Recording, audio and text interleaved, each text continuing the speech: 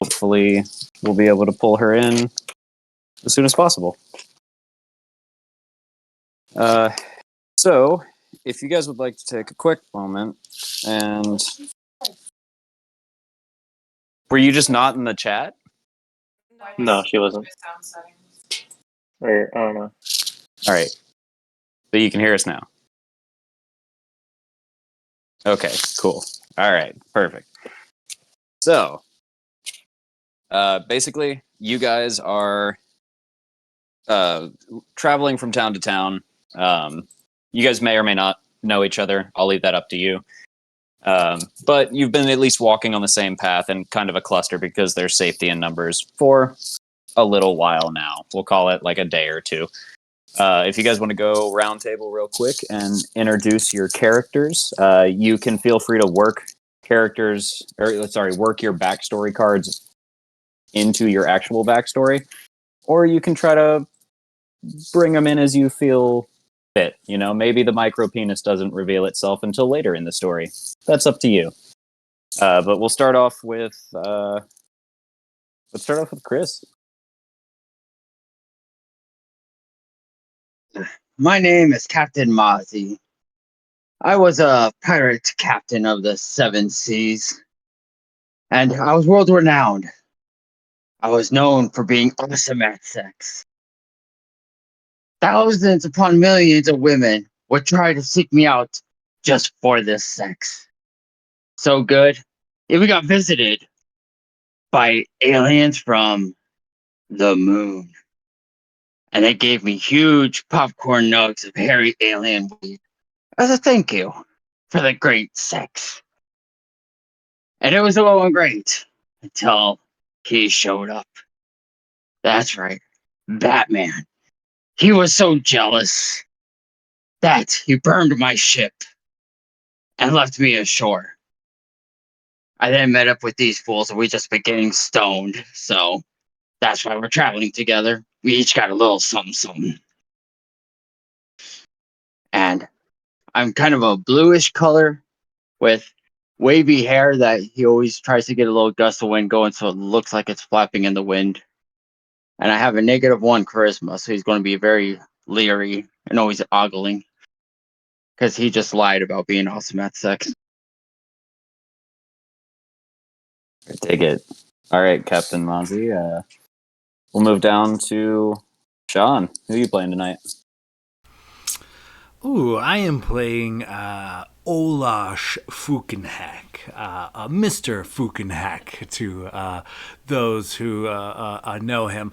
And you see before you a very unremarkable old man, very frail looking, leaning upon a walking stick, big bushy beard and hair, this hair kind of stuffed under a pointy brown hat, and a very common brown tunic adorned on him with a belt with a couple of pouches and maybe like a coin purse. But for the most part, you see a feeble old man leaning on a walking stick who's very, very confused. And so Mr. Fukenhack,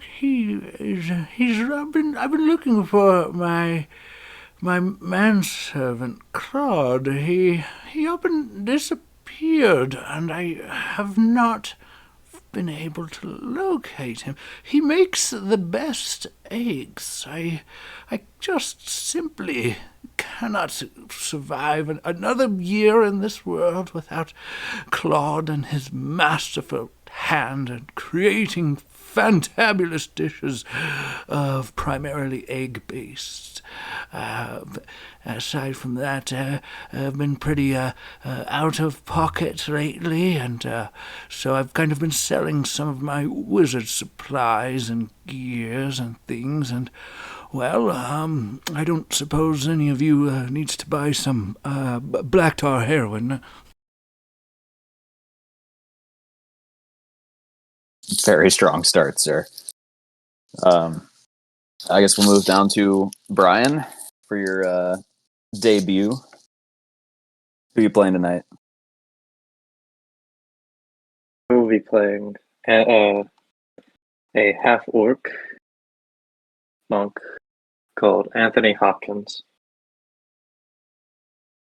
And I'm panicking right now because I was looking at these cards trying to think of something. Feel free to work them in as the story unfolds. You don't have to give much away if you don't want to. I was a monk at a temple that specified in the teachings of a saint called Kermit. Kermit was half frog, half human, that specialized in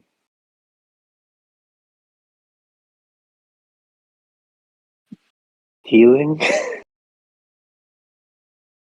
And I lived a very nice life until Sir Samuel L. Jackson of the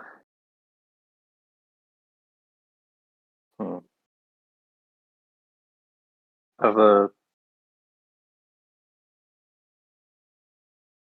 All right. something If I may. nice. So, why don't you save the khakis? Find a way to work that into the story. And we'll say that Samuel L. Jackson led a series of raptor attacks against your monastery and drove you from your home. Yeah, that was what I was trying to do, but I was trying to, for some reason, make Sir Samuel L. Jackson I can't even think of words, dude. That's all right, man. You'll get the hang of it. Give it time. I promise you that between Katrina, Chris, and Sean, they will break the ice within the first 10 minutes.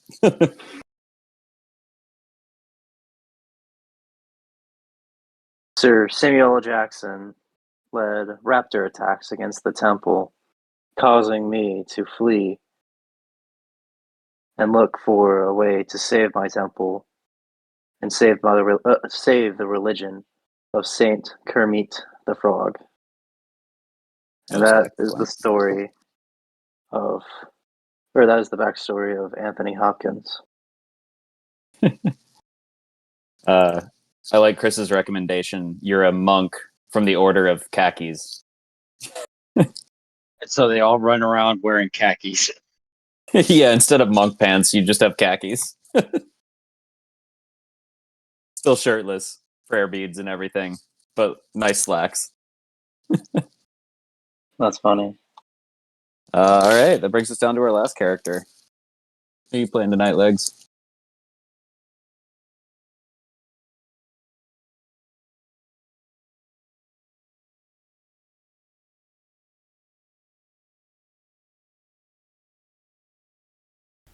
I'm not getting any audio.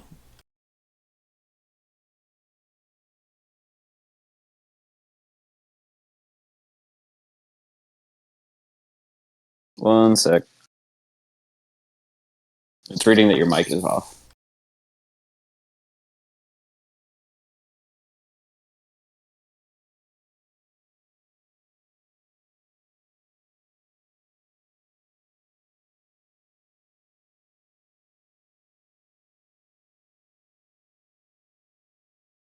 I think her mic just doesn't work. She might have to borrow yours.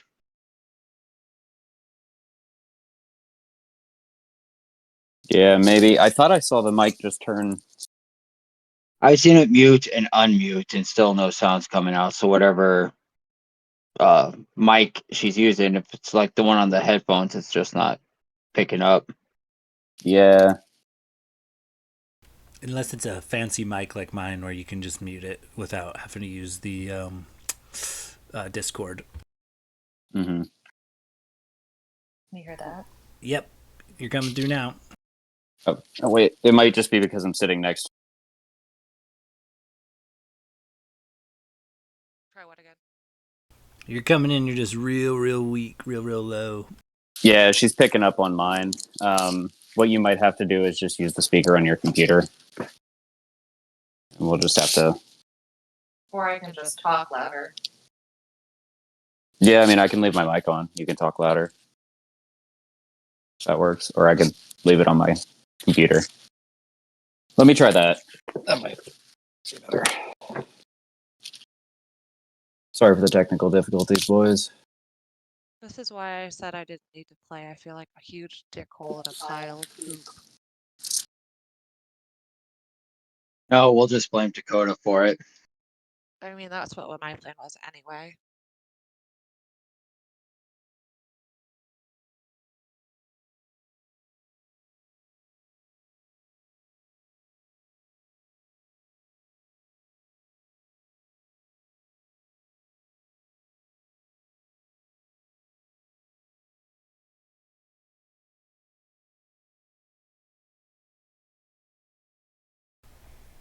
Yeah. Fucking. Oh, sorry. I was like, was anybody talking? I've I've got a plethora of various things fucking with my keyboard at the moment, but I'm moving them around. Sorry, didn't mean to unmute there.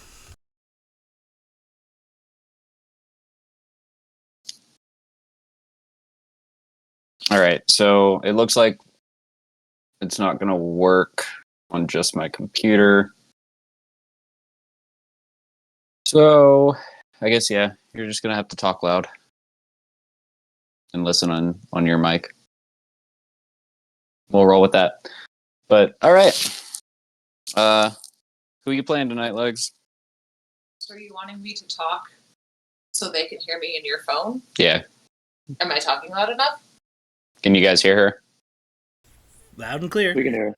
Oh, really? Okay. I guess I'll just go. I don't need to wear headphones because I can hear you because you're in the same room as me. You need to hear them, though. Oh, you're so smart. Okay. Sup, everyone. My name's Chad. You might know me from that douchebag that you met in high school or college. I was carrying around an acoustic guitar. Comes without saying I'm not really good at sports, but I think I'm okay with animals. And, I'm just looking for love and to be accepted for who I am. So you're like a soft-hearted college sophomore? Some shit going on. Fair enough. All right.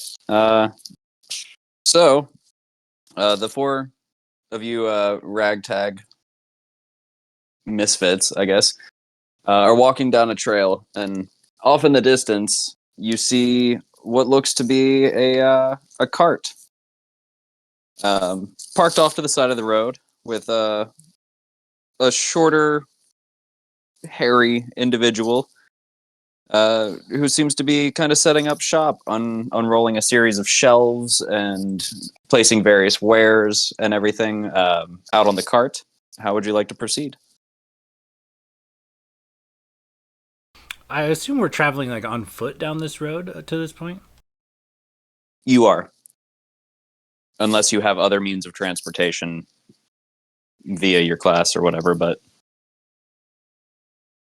I just want to note that Olash moves very, very, very, very, very slow. Like, yeah, have you ever been in the grocery store where you're trying to you're in a hurry, and then there's that old person who's moving at like negative miles per hour? Every Like time. that's me right now. Olash is definitely bringing up the rear.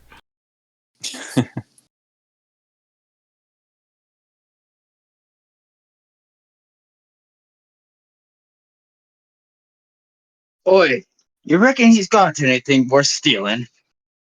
Or maybe he would like to buy some heroin. Oh, dear old fool.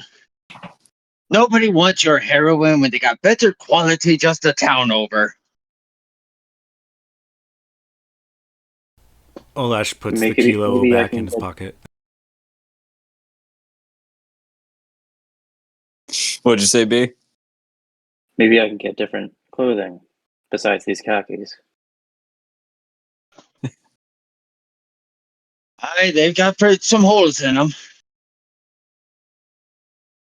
Well, let us go see what he has. Perhaps he's selling cheap. Perhaps he meets an unfortunate end and we're just there to help him out. And then he'll march on to the cart. Olash will follow very laboredly and slowly behind him. Mopey Chad's kind of in the same boat. Not really moving fast. Kind of self-conscious.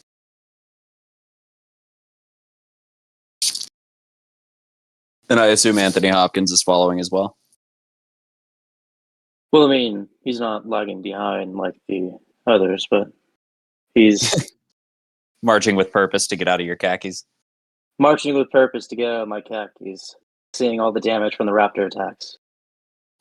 Just shredded khakis. Just shredded khakis.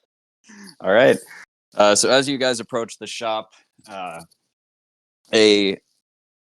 pretty burly dwarven man turns around and he just says, "Oi, what are you lot doing on the road? Haven't seen travelers in days."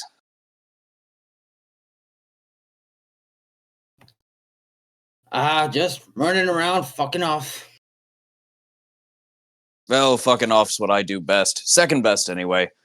What I do best, in fact, is setting up shop. I mean, look here. Look at my wares. And you turn and you notice that the cart doesn't really have much of anything of use on it. It's just kind of like shit he's picked up along the road. Maybe like a couple cool rocks. And maybe like some interesting things he's foraged that may or may not be edible. You could maybe delve further in.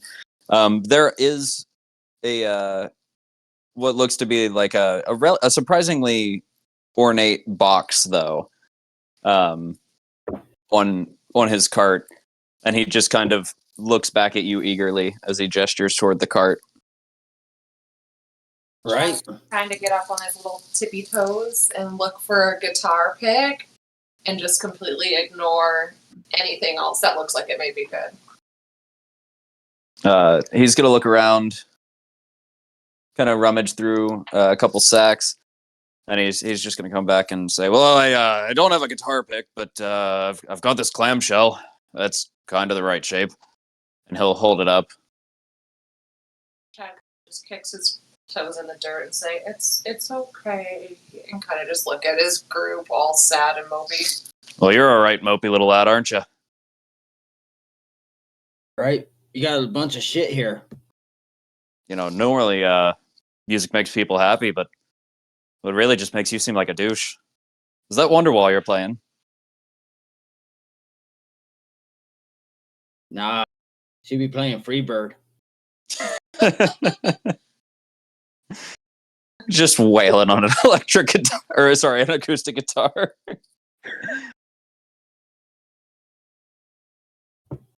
Well, So he'll look around and he'll say, "Well, are any of the lot of you interested? As you can see, I've got plenty of customers coming down these roads. You know, got to stay busy. So if you're not buying, well, get on with it." Anthony asks if he has any clothing.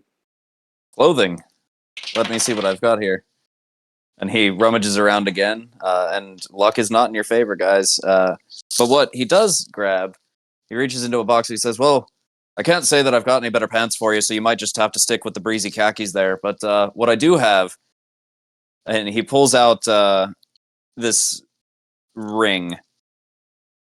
And it's got a bit of a shine to it. It looks surprisingly opulent. And he says, "This right here doesn't necessarily, well, it's not going to clothe you, but well, it can be pretty handy. It's a useful item." Now, strictly speaking, that's a pretty expensive item. But I'm willing to barter if you've got something to trade. Well, what can the ring do? Well, it's a handy ring. You see, they call it the ring of the invisible hand. And you can send the hand to do stuff for you. And well, it's just in general, it's kind of like having a third hand that you control with your mind. You can use it as much as you want, basically. Do menial tasks, you know, lift small objects, open doors, you know, random stuff like that. It's basically mage hand, yeah. You can use it to jerk yourself off, and it's not like you're doing it yourself. Ah, this guy gets it.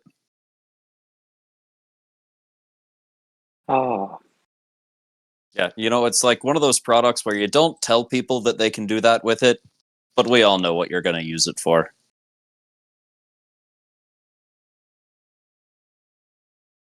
Anthony remembers his monk training in the sexual arts and disapproves of the odd use of mage hand appropriated by the odd shopkeeper. Well, you religious types are, a little stuffy, but any of your deviant friends here want to buy an invisible hand ring? And he just like immediately turns and like just disregards you entirely, moves on to the next person trying to sell it. Olash finally gets to the counter and kind of looks around, winded, and he kind of looks about. And he says, "Oh, I don't know about that ring there, Sonny, but this doesn't look like anything remarkable. Do you have anything fancy back there, or maybe you'd like to buy something fancy from a traveling wizard, make a bit of profit, eh?" Well, I mean, I do thrive on a barter system, buy cheap from one guy, sell more expensive to another. And of course, all of my wares are of the finest quality, as you see. And he turns around and gestures again, and you just take a second look and you notice that like a lot of the stuff he's foraged at this point is like starting to turn, it's starting to grow mold, and he's just hard selling it, trying to offload supply. But he turns and he says, I've got this box here, and I'm not really sure what's in it, but it's got all kinds of magical writing over it. It's bound to be something fancy, but I can't seem to find a way into the damn fucking thing. But I can guarantee it's magical sorts. So I've got the ring and I've got the box. If you wanna trade for that. I can't say that I've got coin. I'm trying to make coin, so more of a barter thing right here. But what is it you got, old man?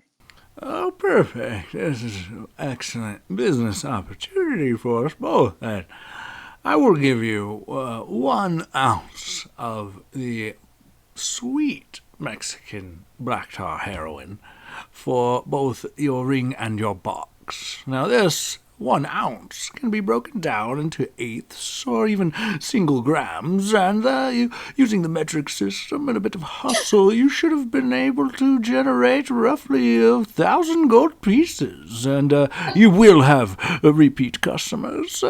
Olash will be able to help you with supply and demand.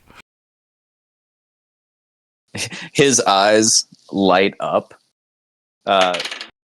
bigger than you've probably ever seen anybody's eyes. And he immediately just grabs the magic box, places the ring on top, sets it in your hand, and grabs the bag of heroin and just starts loading up his cart. And he says, "Well, it's been fun, gents, but it's, gotta go and whatnot. Duty calls." And he just kind of like ushers you away, very eagerly packing up his cart to try to go sell his black tar heroin in a city because he's not going to find anybody on this fucking road to buy it. And you have definitely offered him more than what he was expecting. But you get the ring of the invisible hand, and you get a magic box. So first off, the ring of the invisible hand goes immediately on Olash's finger, and a weird, quirky smile creeps across his face only moments later. I was going to make you roll a wisdom saving throw to see if you could fight off the hand's urge to jack you off, but it sounds like you willingly failed that save. I thought this was a jack-off ring. I thought, what did I misunderstand? This is great. I was gonna basically make it a ring that gave you mage hand, but you had to pass like a wisdom saving throw to stop it from doing that. But it seems like you're just using it for the intended curse. So you have fun with that, buddy. Perfect. Aside from that, I will open this box. how would you like to try to open the box? You notice that there is, in fact, a keyhole. There's a series of runes laid over the box. There is no key.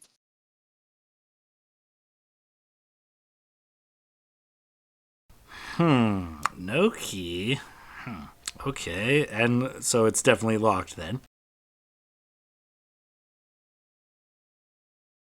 It is locked, yes. Okay, then Olash, wasting no time, will burn a second level spell to cast Knock on this box. See if that will open it. Awesome. And knock just makes a loud sound, but it opens magic locks. It disables them for like 10 minutes, right? Yeah, so the wording is, choose an object that you can see within range. The object can be a door, a box, a chest, a set of manacles, padlock, or another object that contains a mundane or magical means that prevents access. A target that is held shut by a mundane lock or that is stuck or barred becomes unlocked or unstuck or unbarred. If the object has multiple locks, only one of them is unlocked. If you choose a target that is held shut with an arcane lock, that spell is suppressed for 10 minutes, during which time the target can be opened and shut normally. And when you cast the spell, a loud knock audible from as far away as 300 feet emanates from the target object. Perfect. Yeah, you walk up and your hand starts to glow and you right on the top of the box and the latch just pops open. And as you open the box, inside of it, you find a piñata, a machete, we'll call it a +1 machete, and 2 thumbs. Okay. Olash takes one thumb, puts it in his pocket, takes the other thumb, puts it in his mouth, and begins to suckle upon it. Throws the machete over his shoulder as regarding it as garbage, and puts the piñata under his arm and begins petting it. Does anybody go pick up the +1 machete? Oh, Mozzie definitely is. Ah, damn. Roll dexterity between the two of you to see who gets there first. I won't use it. Machete. Oh, if you see him going for it, do you just back down Yeah. because you're beta? All right, go ahead and give yourself a +1 machete there, Chris. Would you consider it a finesse weapon? Yeah, we'll call it a finesse weapon. And Sean, do me a favor, roll me a perception check. Oh man, I'm using my big, huge, wicked metal die. Ooh, that's a 16 on the die. Let's see what my skills are right now. Perception. +2, so 18 total. 18 total.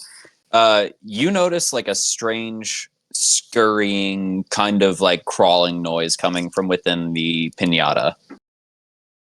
You can't quite tell what it is, but it seems like something is alive in there. Well, that's fucked up. Okay. I'm gonna do 2 things here. I'm going to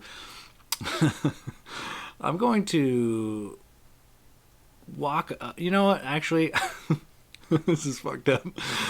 I'm going to open this little small pouch, this little like brown sack that is hanging on my belt, and I'm going to put the piñata in there for a substantial amount of time. Did you say you're putting the piñata in like a satchel? I have a bag of holding, as my magical item, and I'm going to put the piñata in the bag of holding for a period of time. Okay, and correct me if I'm wrong, but I believe with bags of holding, if something is alive and goes in there, it has like 10 minutes of air before it starts to suffocate. Correct. Duly noted. Duly noted. All right. Aside from that, I want to kind of Olash will kind of walk over to Chad and kind of youngster. Olash has the secret. If you have something you'd be willing to trade, I have both a secret to happiness as well as a vastly improved musical talent. And Olash kind of digs through a few pockets and then produces yet another full ounce of black tar heroin and presents it to Chad. Chad looks at the heroin and kind of looks down at his pants that are a bit too tight, and his shirt's tucked in unnecessarily. So he kind of like tries to shimmy into his pocket, and out he pulls a bag of magic beans. Just kind of like holds them out to you. So, do you want a magical snack in return?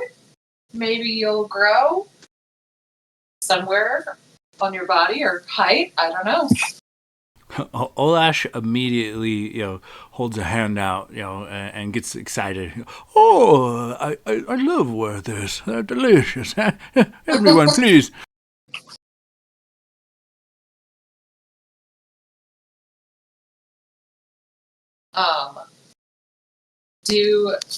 Olash, would you want to share these beans with me? Can I give you some and keep some for myself?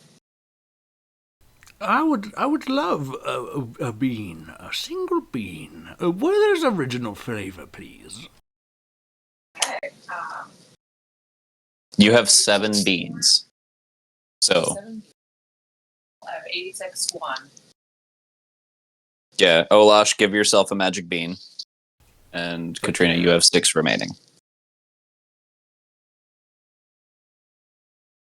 So I happily take the heroin, kind of like look around, and stick it in my butt. Oh, just pop it in the old prison wallet? You might jump me for my guitar and my ease of a target. Roll me a sleight of hand to mule the drugs. How well do you get those up there? Sleight of hand. Mm-hmm.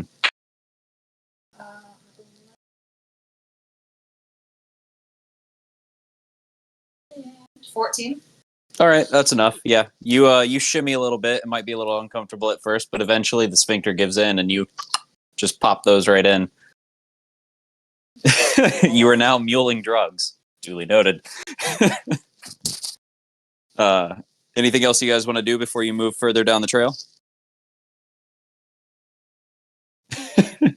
Olash stares at Chad quizzically, but eventually shrugs it off, passing no judgment. Is the hand still going? Until the rest of the adventure, for sure. Noted. Anthony All right. So Hopkins we just see does rustling. stare in judgment.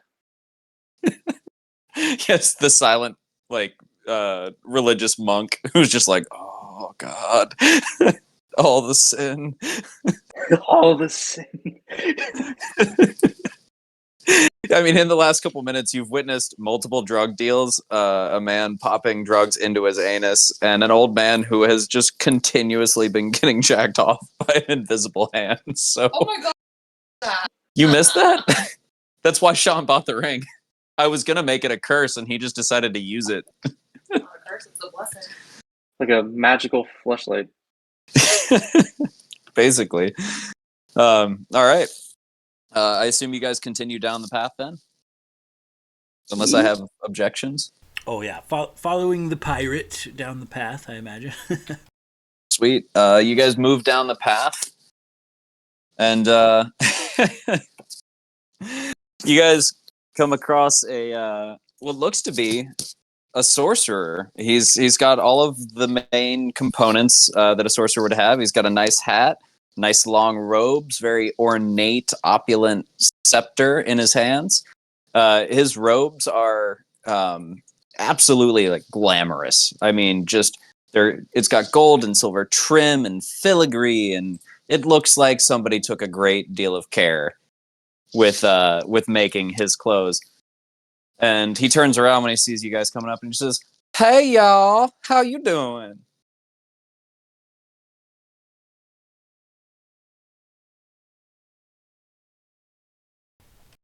"'Tis well me, lad, lass, lad.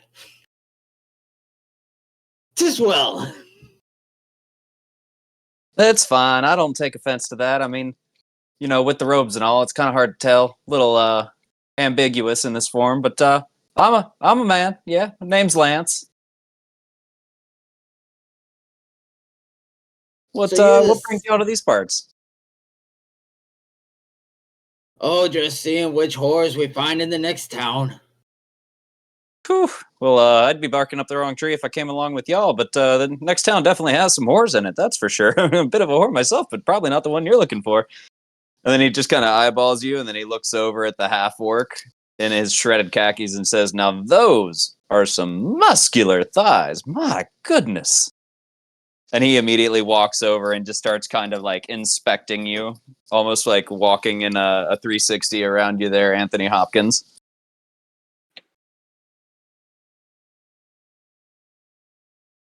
Wait, shit. There we go. I don't think I'm very interested. Sorry, buddy. Oh, you don't have to be interested. It's really just me that's interested. But to be fair, I mean, the rest of your party looks rather nice. I mean, that guy over there with the guitar seems like a bit of a beta, but I like a sad puppy once in a while,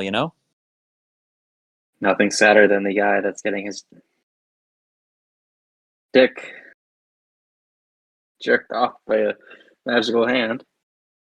To me, that just sounds like innovation. I mean, think about all the time he's saving. I mean, it's granted it's a little awkward in public, but I mean, if anything, he's efficient. You see that there is no sadness in Olash's eyes, nor shame, nor shame. He just makes Lance just makes very long, like prolonged eye contact with you as it's happening, and you just you get this sense that he's on the level with you, and he respects you for your choices. And he just says, "Well, y'all, before you head off to town, I was hoping to bestow upon you a blessing." And then he just smoke bombs, and you guys start to feel a little different. Roll me a wisdom saving throw, all four of you. This is going to be a DC 12.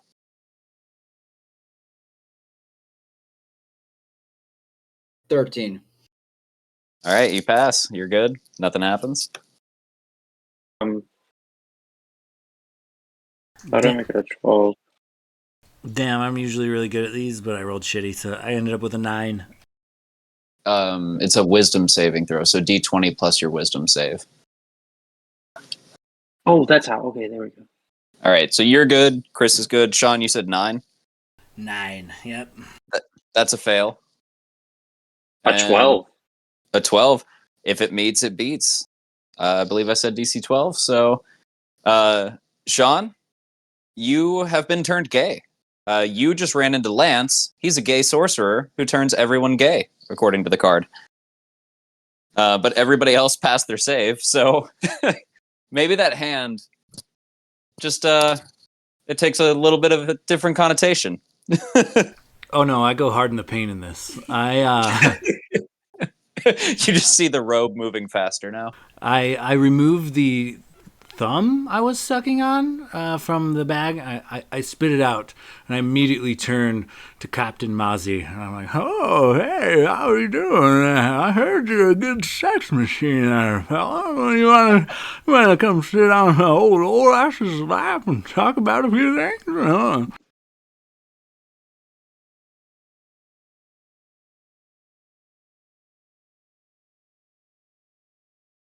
I think I will have to pass on that. Oh, now we're passing on things. Very sensually, this old man wizard will slowly but surely reinsert the thumb into his mouth as he stares at the captain, making meaningful eye contact, accepting rejection, but be waiting in the wings for some time.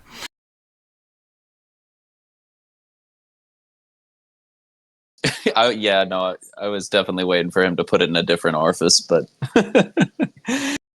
all right. As you guys move down the road with Olash and his newfound sexuality,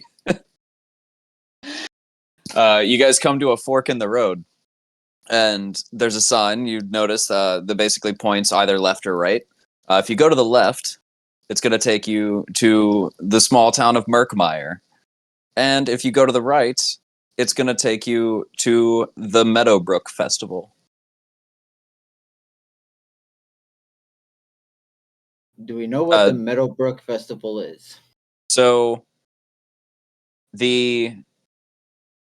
sorry, I'm writing these down because I'm making this shit up on the fly, so I don't want to forget what I said. The town of Merkmeyer is just a small town butted up to the side of a swamp. It's surprisingly, it's known for, like cultivating really strange plants and things that grow in that biome.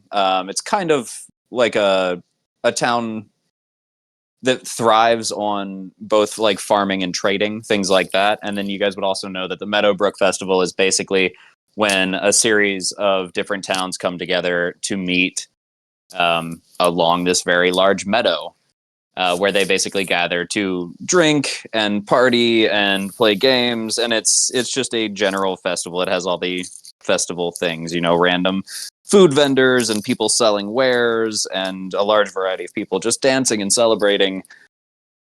But those are your options. Or you could say fuck it and just keep walking straight and see what happens, because I guess it's your world and I just live here. To the right, we'll have the horse. Anthony Let's go Hopkins to the festival. Anthony Hopkins is interested in the festival. Like, looks and says, you say horse? Yeah. Women who have had too much to drink and are having too much fun to say no. Women. Girls. I'd probably say girls. Oh, are you one of those guys that's in college but likes them young? I'm still finding myself out. Jesus. Glasses. Olash kind of looks Chad up and down, like, hungrily, as he kind of moves up to the sign to read it. Well, I've recently changed my disposition. Whereas before, horse sounded great, and now the festivals are usually full of hippies and those type of gays. So, to the festival it is! And he starts very, very hurriedly making his way down towards the festival. And it sounds like the whole party's heading toward the festival then? Yes, although Anthony, after he hears that, is reluctant to be as interested in this festival as he used to be.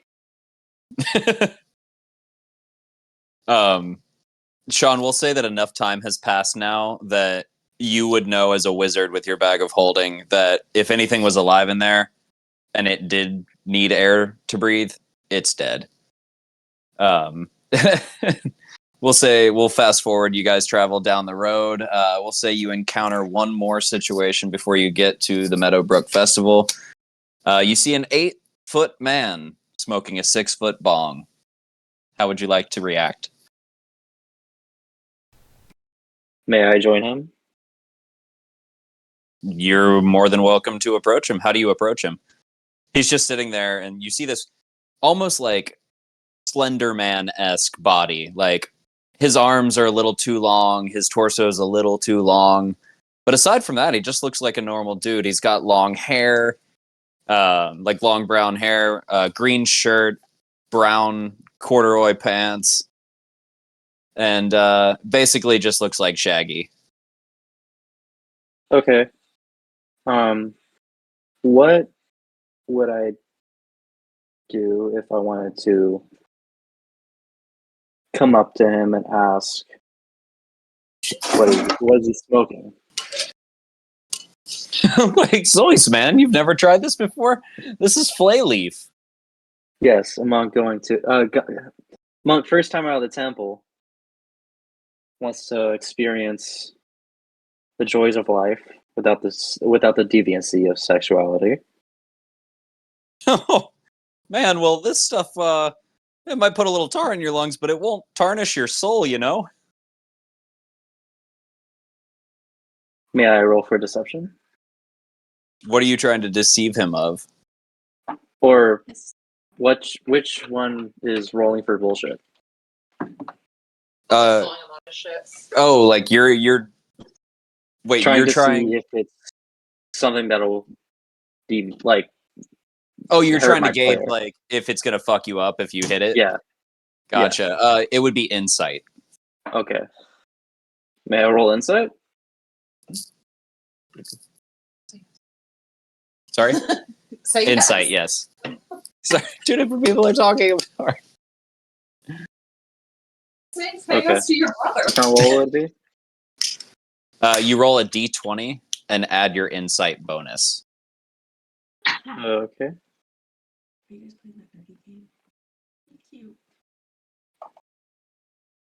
I roll a 16. A 16. You would know that it's clearly non-lethal, but it is definitely a hallucinogenic drug that he is smoking out of that bong. You recognize it from the characteristic scent of skunk. Fuck it, I take a hit. He passes the bong over to you. Roll me a Constitution saving throw. So it's a d20 plus your con save. I roll a 5. A 5? A 5. All right. You take a huge rip off of this ridiculous bong. And I mean, you're a big creature. You're a half orc. You're over 6 foot tall. And you have to stand on your tiptoes to hit this if you're setting the bong on the ground. Like, this is massive. And he lights the bottom for you, and you see all that smoke build up. And he goes, "Here we go, man." And he pulls the bowl out of it, releasing the airflow. And you inhale so much. You almost clear the bong. But then, for a split second, you hold it, and your party looks at you as your eyes strain and your cheeks kind of pucker a little bit, and you just have the worst fucking coughing fit. You're going to take 3 points of damage Oh.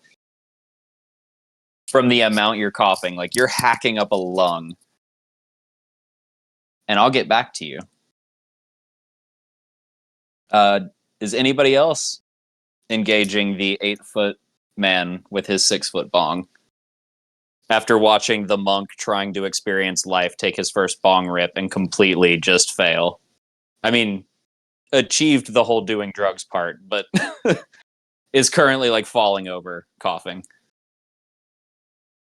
Captain will Shaking his walk head up no. and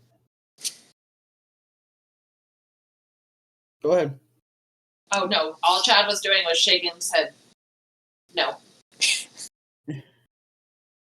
Captain will go up to the giant and be like, that looks like some good shit. But here I got something special. He'll pull out his nug of hairy alien weed. Oh man, that stuff is out of this world. I've never seen anything like that before. And he takes it out of your hand, and he just says, "Oh, well, looks like you get the greens." And he immediately goes and packs a fresh bowl and sets it up for you. And if you want to take a hit, then it'll be a con saving throw, sir. Definitely taking a hit. 15. 15. All right. Yes. All right. Duly noted.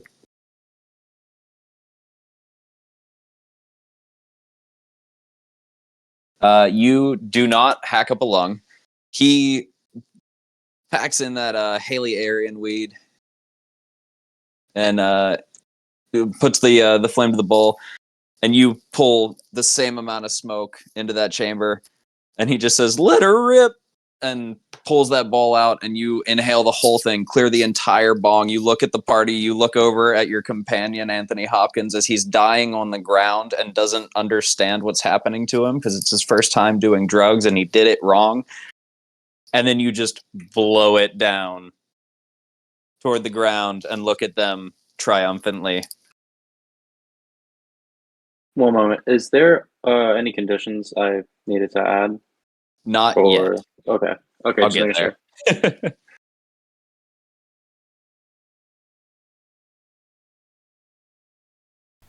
Okay, so this big old dude that we're walking up on, I assume he has been partaking of his own, supply.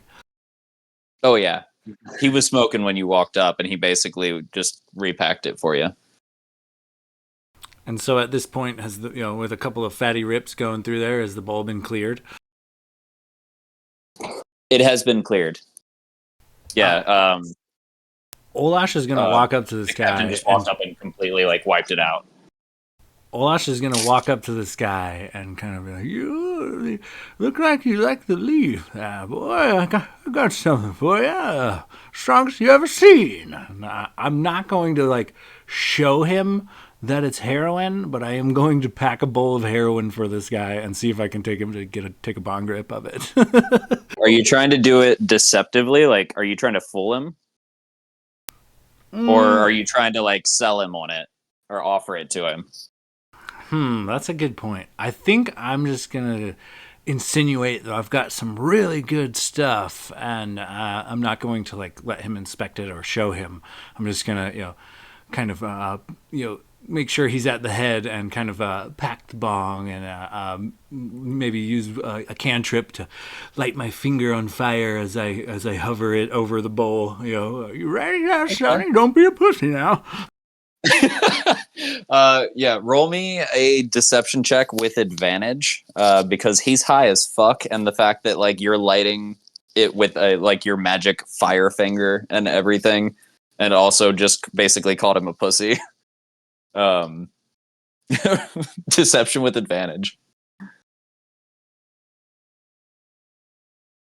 So that'll be a 16. My deception's a +1, 17. Yeah, he is none the wiser. He is just he doesn't know what's going on with you. He clearly sees you're being jacked off by something invisible while you're doing this, and he thinks you are just living the coolest fucking life. It's like when you meet that old stoner that was a roadie for the Grateful Dead. That's a dude who's got some good stories, and he is locked in, so he does not notice as you pack a bowl of your black tar heroin, and you spark it up, and he just rips hard on that, and you see his face kind of start to turn purple for a second, and then he just falls backwards, hits the ground, his eyes roll back in his head, and he appears to be unconscious, might be convulsing slightly. That was exactly the condition I was hoping to bestow upon him. Old Ash will be like, "Oh, I knew you're a pussy," and then I will proceed to go through his pockets. All right, roll me a oh god, it's perception to search. So perception check to see what you find on him. Perception or investigation? Sorry. I guess that is. I always get those fucked up because I feel like, yeah, fuck it. Whichever one you'd like. It's a one shot. I would say investigation. I'm gonna read up on that. I was trying to lean on investigation because it's my bonus is way higher than. Yeah. I'll say anytime you guys search for anything, as long as you're not doing something hyper specific, you can use either or. They're interchangeable. Okay, comes out to a 17. 17. All right. We'll say you find two things on his person. You find some dank ass cancer weed, which makes sense, and you also find a fleshlight. I am accumulating some. You're just a drug dealer with a magic jack off hand and a fleshlight.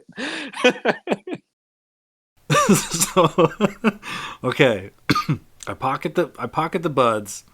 No, I'll give the buds to the captain. He seems to be enjoying those, and he's not coughing himself to death quite yet, so I'll give the buds to the captain. But I am at some point going to try to get the cursed mage hand to hold the fleshlight. The fleshlight does weigh less than 5 pounds, so I'm pretty sure that is completely possible, sir. Perfect. It disappears underneath the robes. You've really just upped your game by overdosing another drug dealer. So in that moment, as the buzz starts to kick in from those 2 bong rips, Chris, or rather Captain Mozzie, you feel as if every orifice of your body, every hole, every pore, it just feels like it's dripping with butterscotch pudding. It is that level of just deflated, like indica hit. It feels like your body is weighed down, but in the best way. You've never felt more at peace or comfortable. Meanwhile, Anthony Hopkins, you're on the ground packing up a lung. And as you finally catch your breath and you begin to get some air back in your lungs and your labored breathing slows down, you start to notice the effects of this flay leaf that you've tried for the first time. And my friend, you've done too much.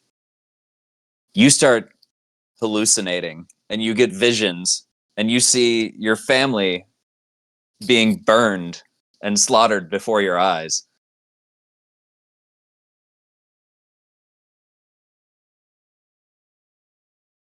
What the fuck is happening?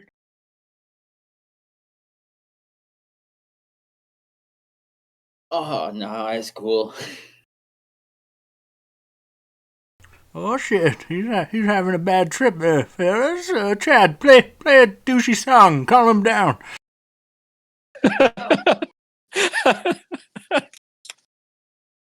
Chad clears his void and starts singing just some good old fashioned. Oh god. He's like the equivalent of playing Creep by Radiohead on a ukulele. Oh my god, can I fireball chat? No, I'm just kidding. Roll me a performance check. And oh man. Oh, that made sense though. Oh yeah, I definitely got that. Fuck, I need Brian to roll something to see how he reacts to this. I need help here though, Sean. What would you have Brian roll to see if he could stabilize? Would it be like another con save maybe, or a wisdom save to like shake the hallucinations? Definitely like a wisdom save if you're going with a saving throw for sure. All right, so I'll say DC 14 performance check, and if you make it, he'll get advantage on that save as you try to lull him back into sobriety. Chad, as expected, rolls a 7. I don't have a DC 14. So you're not making that next check with advantage, but roll me a wisdom saving throw. As I don't have Chad, actually, so with a poor performance, not god awful, but like not great. How do you play Creep on the ukulele? Like, does a string break, or what happens that's so bad? Oh, I Is thought your she voice said. just cracking? I thought she said Creed. I was like, oh no. Oh no, like all of the cool kids, the only song they know how to play on ukulele is Creep by Radiohead. I don't know. If you've seen Superstore. Oh my god, I can't even talk because it's like reflecting right now. Superstore. Yeah, it's a Superstore and a bunch of other things. So no, it's not good. So voice cracks and your ukulele's out of tune. Ukulele cracks. What's that wisdom saving throw, Brian? I don't have a 14. Like a DC 14. Roll a d20 and you're trying to get at least a 14. Yeah, Okay. it's a So you add your D20 wisdom. plus. Oh. Yeah. So general rule of thumb, The only time you're not rolling a d20 is almost always when you're rolling like damage. Oh, okay. So it's usually d20 plus whatever. In this case, your wisdom saving throw. I got 11. 11. You you might start to breathe a little bit because the sound of Chad's voice cracking kind of like snaps you out of it, and you snap back to reality, but you are still very shaken by visions of your family being burned alive and slaughtered, which I imagine really brings back up your PTSD from Samuel L. Jackson raiding your monastery with a series of raptor attacks. So you're pretty shook right now. I'll let you play that out as you would like, but Was her performance bad or good? She rolled a 7. Oh, but Okay. just so you know, Chad thought it was so good. Like, Chad had no idea. That's how bad he rolled. He had no idea how bad he actually was. Anthony Hopkins starts coming to and hears this performance given by Chad and starts headbutting the ground, trying to go back unconscious.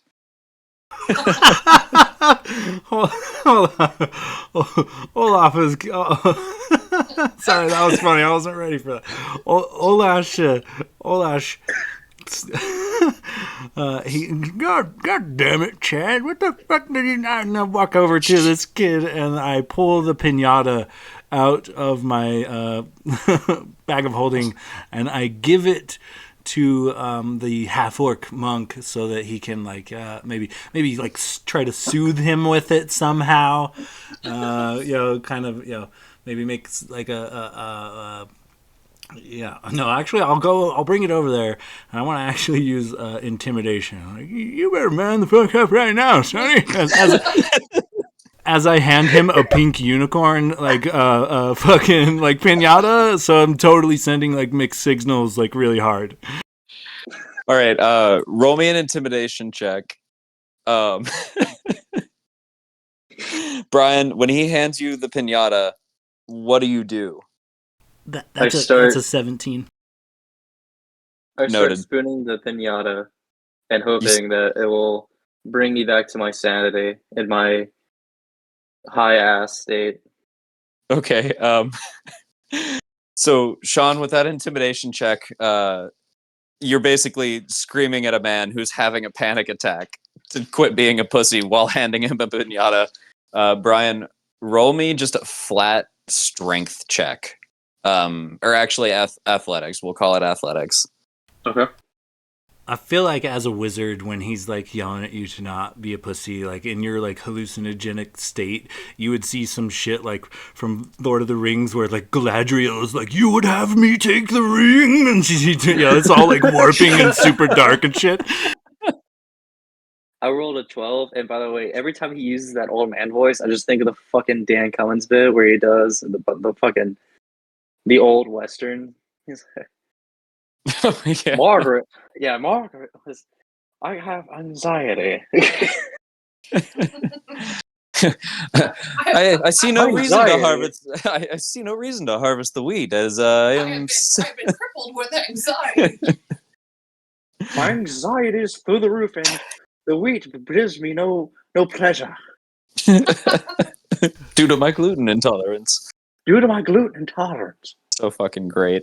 So Brian, as he hands you this pinata, but also verbally harasses you, you squeeze that pinata as you're cuddling it, which is why I asked what you did with it, so hard that you pop the pinata like a fucking balloon, and a cloud of dead scorpions scatters all around you. Because was in the pinata? it was a pinata full of scorpions. But Sean put it in the bag and suffocated the scorpions. So now there's just dead scorpions all over you. What do you do? In my very intoxicated mind and being intimidated by Sean, I think the scorpions are alive and start freaking the fuck out. Olash, having no idea that the thing was full of scorpions, also starts freaking out. Like, holy shit, did I do drugs too? What the fuck? I will say like Chad is also freaking out because he's never seen a scorpion before, so he doesn't understand. He's from like Vermont, so he's never seen one, so he doesn't understand what it is or if it's alive or dead. So like now he is all up in Anthony Hopkins' business, like freaking out too. And Captain Mozzie, would you like to roll a wisdom saving throw to see if the butterscotch smoothness feeling is still riding, or if you snap out of it as the pinata bursts and scatters scorpions and terrifies your party? We'll call it a DC. That's a failure. Okay, I'm too busy licking my arms. Just yeah. I imagine you are licking your arms, and it's just the best sensation you've ever felt. And then you look up, and you see, like at that moment, the scorpions fly into the air, and everybody just start to panic and scream. And you snap out of it. That butterscotch feeling is gone. The world is chaos. Everything is awful, and the scorpions are there to attack. You guys create such a ruckus in this area that it draws the attention of a dog, a really good dog. And he runs up, and he manages to calm you guys down. It's like a golden retriever, that goofy ass face and his tongue hanging out of the side of his mouth. And he runs up and individually jumps on you and licks your face and kind of snaps you all out of it. And he nudges the scorpions, showing you that they are in fact dead and that you guys are freaking out for no reason. Your highs slowly come down a little bit. You're still kind of buzzing, but you're not quite awful. You don't think the world is ending anymore. And this really good dog runs back into the bushes, and he comes back with a small little pouch, and he sets it down at your feet, and he barks at you, and then he runs off. Chad is self-proclaimed very good with animals. So he's going to kind of be like, guys, should I go check on Buddy? That's Buddy. His name is Buddy. I'm sure his name is Buddy. Like, should I go check on him? Or do you want to, like, chill together? All I know is that if I open that bag and it's full of fucking scorpions, I'm gonna freak out.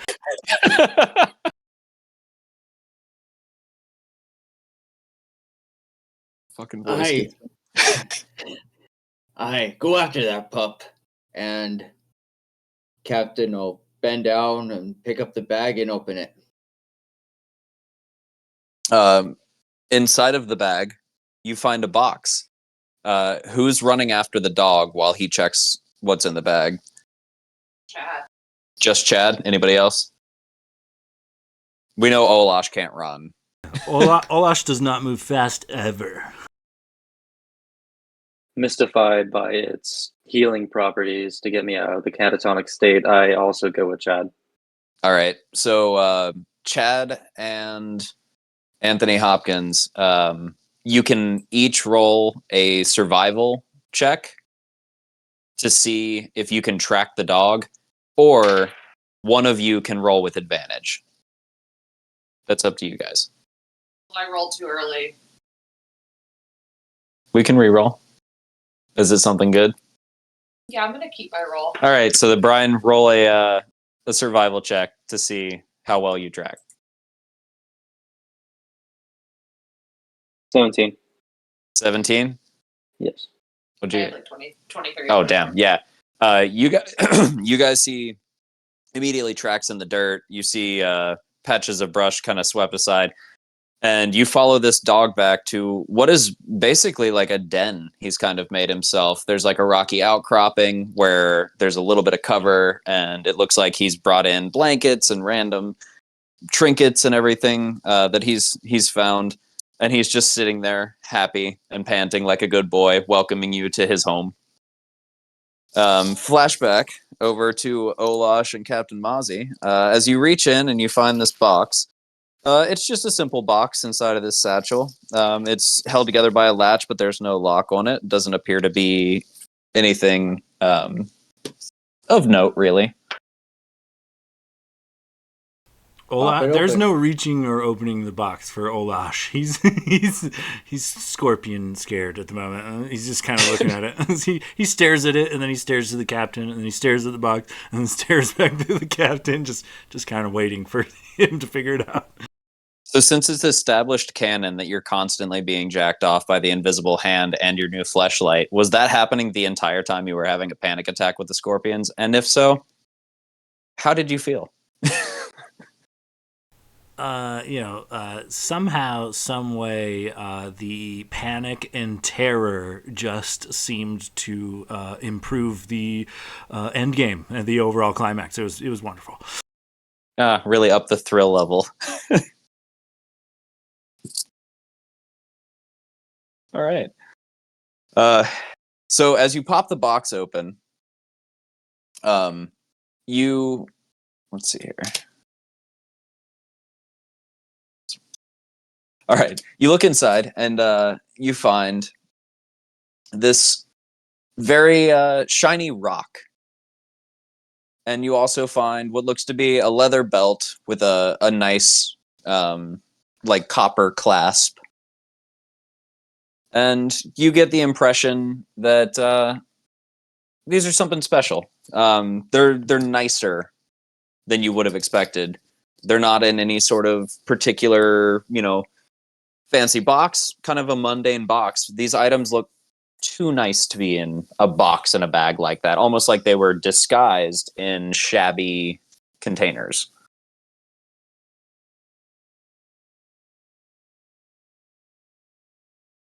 And I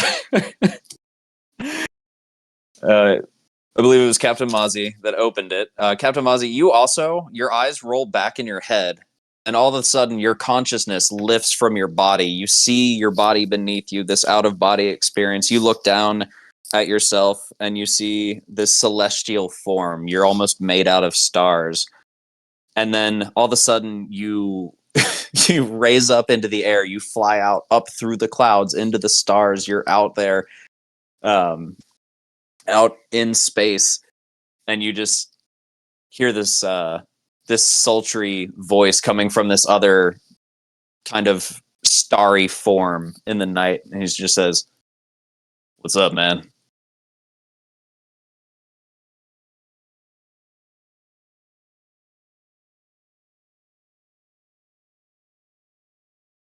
Who be? Oh, me. Well, I guess I don't really have a name. I don't know. I've just been out here for a while. I'm like a star tender, like not quite a god, but like kind of cooler than people down there on the planet there. But anyway, people don't come along very often. You want to have some freaky pan-dimensional sex with a demigod?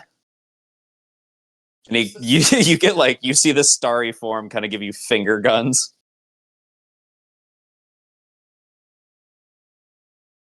Why not? Say that again. Why not? All right, so then we'll just fast forward through this star form sex scene from Baldur's Gate. Olash wonders as your eyes go back in your head. Olash sits there and kind of wonders to himself, is everyone taking my fucking drugs or something? What the fuck's going on here? And as your starry sex session concludes, he basically you see the starry form light a cigarette and kind of look over and just be like, so like, do you need me to call you a cab back down there or something? Because I got and he looks at his watch. He's like, I gotta have dinner with my mom in like an hour, and yeah, sorry. He's just like trying to kick you out. 'Twas good while it lasted. Yes, get me the fuck out of here. Oh, sweet. And he just snaps his fingers, and you are launched, rocketed back through the stars, through the atmosphere, through the clouds, you see your body from a distance like an ant on the ground slowly growing bigger and bigger, and you snap back into it. Your eyes roll back in your head, and you're just staring at Olash. And you look down, and through that experience, you have now been given the free bird comment, Brian. That got me. As you snap back into consciousness, you are imbued with the knowledge that that is a shiny rock that proves he loves you. And you also have received the item Daddy's Belt, which is a +1 whip and gives you advantage on persuasion checks and intimidation checks if you use it. Shit, I sent the wrong photo. Just trying to give you guys an update because those all just got drawn those were the randomly. previous ones. Yeah, my Discord's weird. It's not showing for some reason.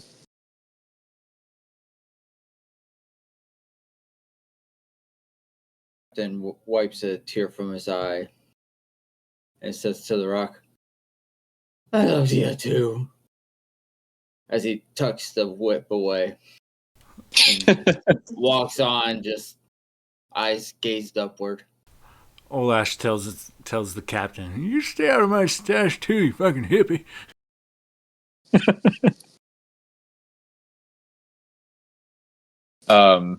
All right, so we flash back to after all that. Flashback to the good boy in his home, and as you guys come inside, the good boy he goes and he rummages around and he barks at you and he pushes forward 2 items for you guys. One item to the left, one item to the right, each kind of ruffled up in some cloth that he had clearly kind of dug under and stashed them in. Which side do you each go for, left or right? Can I roll for animal handling, seeing if he wants us to pick up these items? You could roll. Them fucking. You could roll insight, but I whatever. would say like he very clearly went and like got them and pushed them in front of you, like almost put them at your feet. Like he's clearly trying to give you stuff. Okay. I'll go to the right because right is always right. All right. You pick up that cloth and you kind of unravel it, and you get down to this gold. It almost looks gold. It's like almost like a strange color. You haven't quite seen a coin like this before. It's got very strange markings on it, and around the edges, in Orcish, you just see $1 trillion on the coin.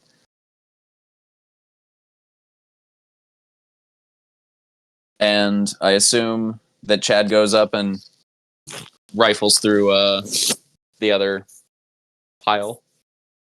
Yes, but he's also got one hand just telling Buddy he's such a good boy.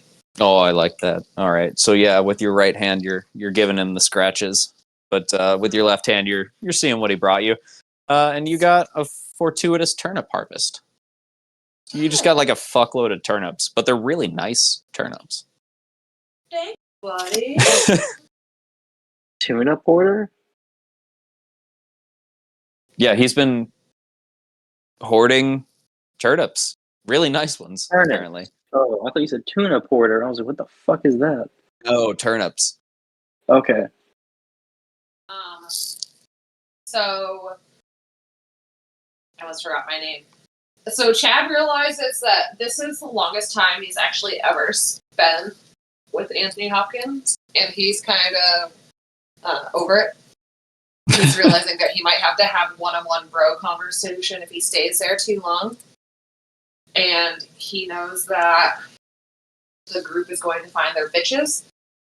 So he's going to kind of like look at Buddy and then like look at Anthony Hopkins and be like, Buddy, we're going to go to the festival. Do you want to come with us or meet us there? You're always welcome. Thank you. I love you so much. In like the most annoying tone.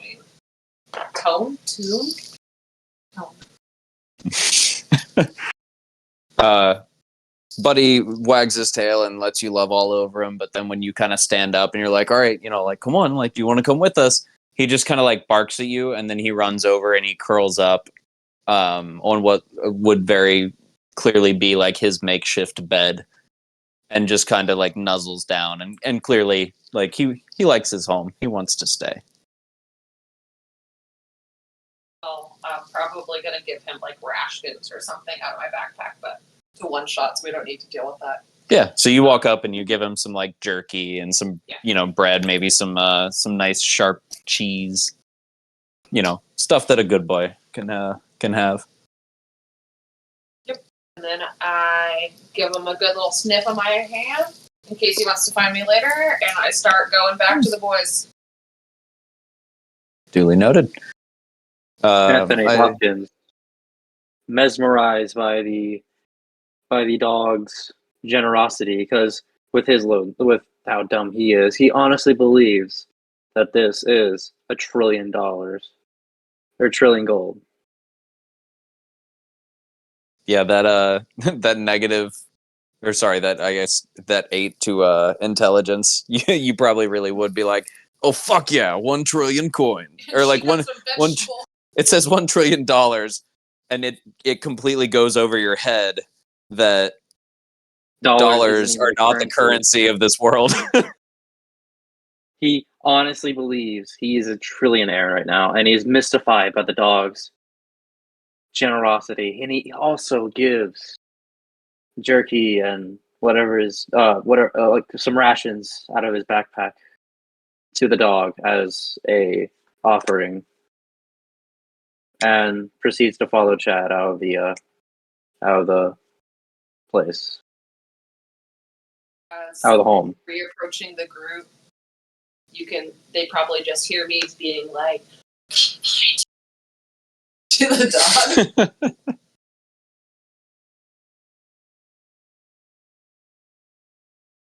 All right. The group reconvenes, and quite a bit has happened on your journey, but you finally, as the sun is kind of starting to come out of the center of the sky, it's probably getting to like late afternoon, early evening. You come upon a very large clearing. The trees part, and the last bit of sun kind of streaks through this very nice meadow, and you see a series of tents and makeshift stalls and a couple of small structures that look like temporary buildings, almost like a fairground, if you will. And just an absolute fuckload of people. Like, this is a poppin' event. It looks like every town within 50 miles has all come together. And yeah, how would you guys like to approach this situation? We're going to say, for sake of brevity and not needing to generate all of this on the fly, that it's like a normal fair, essentially. There's music, there's games, there's a petting zoo, there's livestock auctions, there's anything that you could think of that would be at like a normal county fair. I swagly walk up to the livestock auction, or that auction, with my $1 trillion coin and start looking at the livestock. All right, so you're going to go browse livestock. What's everybody else doing?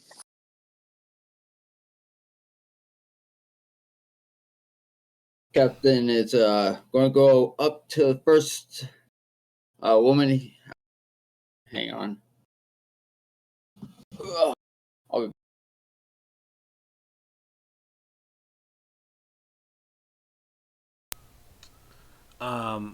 I think Olash, being an old man, is going to go do old man things. He's going to go find like a fried dough stand, and then just kind of like post up on a bench and eat his, churro or elephant ear or whatever it is, and then like just people watch. That's Olash's plan. No rides, no games. He's too old for that shit. He's just here to check out the folks.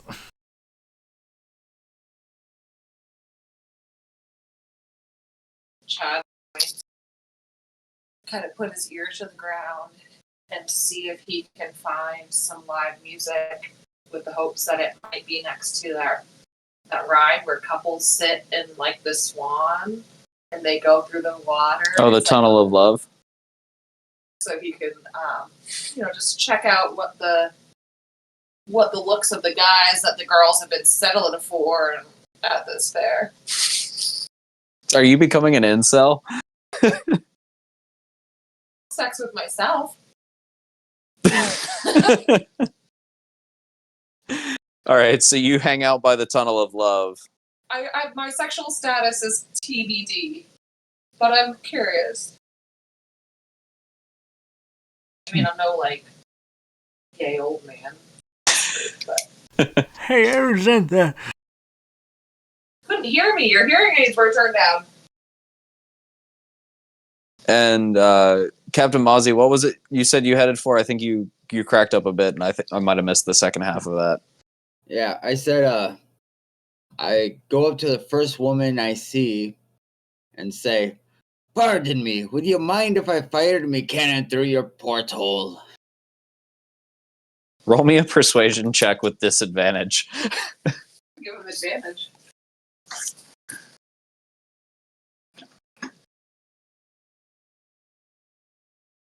See, is it persuasion? So, Yep. a 1. A 1? Yes. All right. You're going to take 3 points of bludgeoning damage as this woman turns around and doesn't slap you, full on just clocks you straight in the jaw, and then spits on your feet and storms off. Holy shit, that chick's a man.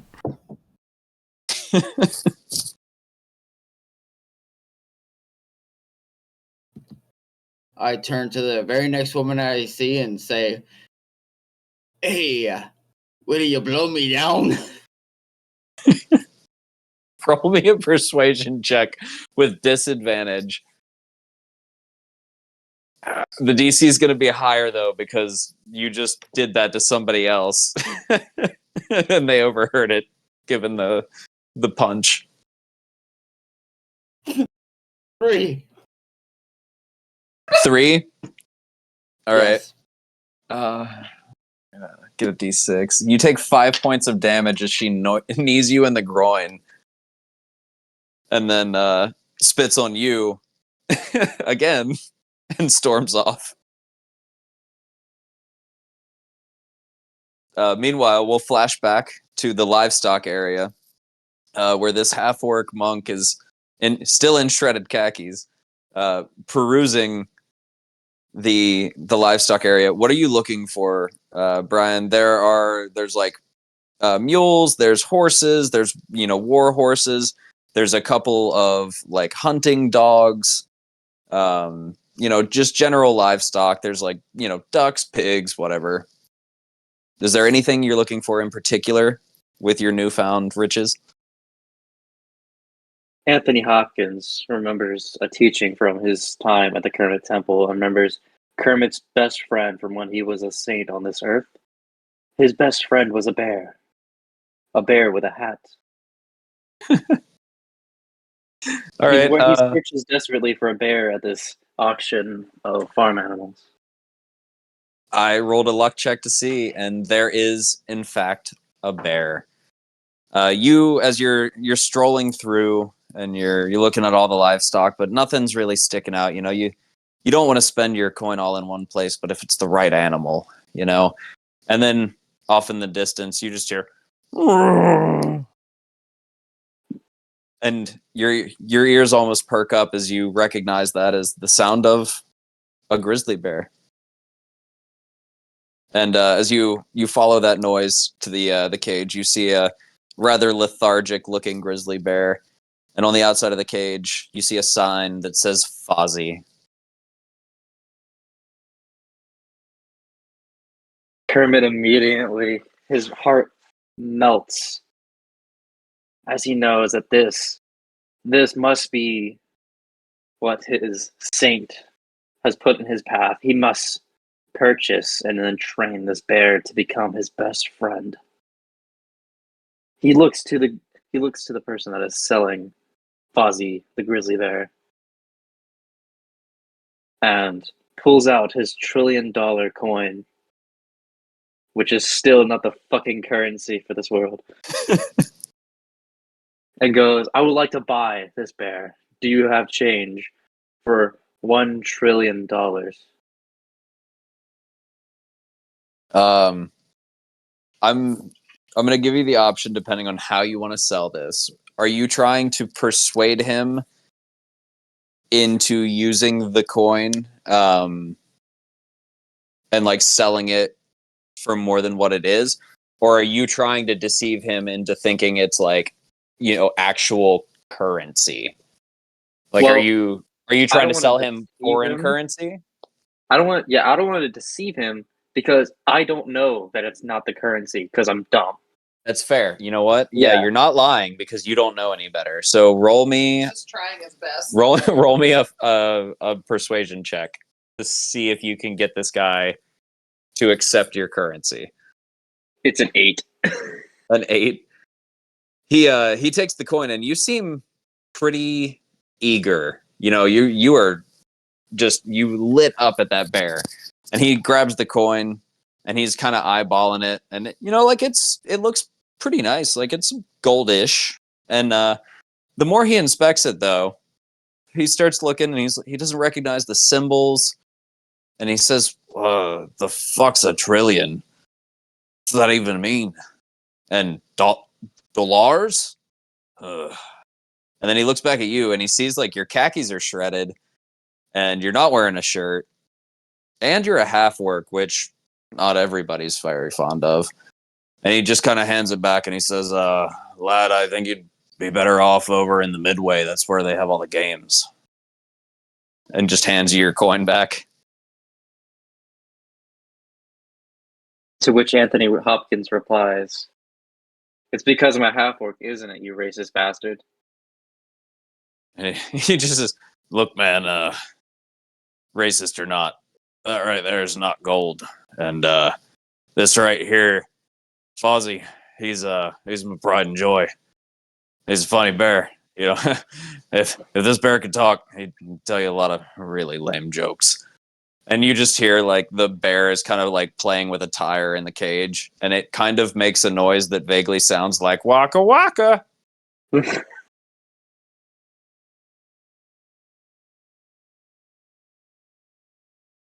Looking at this bear, looking at this bear, Anthony knows he must have it. So he looks to the shopkeeper and asks, "What can I do to get this bear?" Oh, that's a good question. I mean, it's a pretty hefty price. I tell you what, if you you know what, you go to the fighting rings and you ask for you say you want to fight Mabel, and if you win, you give a shout out to me. The name's Ted, and I run the stables here. But a shout out from the winner, the best's Mabel. Well, quite frankly, that'd drum up a lot of business for me. He's like, you beat her and you come back. Fozzie here, he's yours. Clarifying question. Yeah, what's up? Did I miss if there was a specific goal that we're trying to attain? There is not. Or is it literally just like making our way downtown? Wide open, whatever happens, happens. I think that someone's gonna die. They could. You guys are all separated. I've never seen an entire party split 4 ways. So this could get interesting. Technically, somebody might have already died. I'm pretty sure somebody overdosed on heroin at least one time. I mean, you guys actually... We didn't check the pulse. We didn't check the pulse. That's fair. You guys may or may not have killed a drug dealer. But you guys, We it was just not stole Chad. his cancer weed. Yeah, then you stole his We didn't cancer even know weed if and he his had flashlight. cancer. We didn't know if he needed that weed. I also We just fucking took it. We also glossed over the fact that you took a used fleshlight from the drug dealer and just started using it. Did it say used? It was presumed. It was in his bag. I mean, why else is he carrying it? It's beat up. No. Say what? Should have checked for tags. It burns when I pee, but it's still worth it, I swear.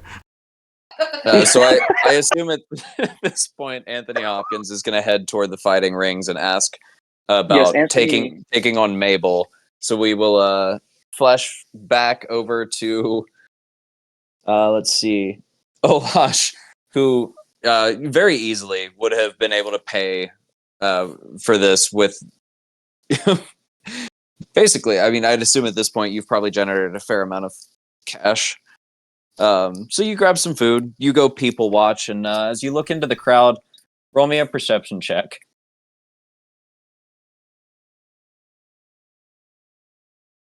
It is... God, that dice is weird. Let's see. 15 on the die becomes a 17?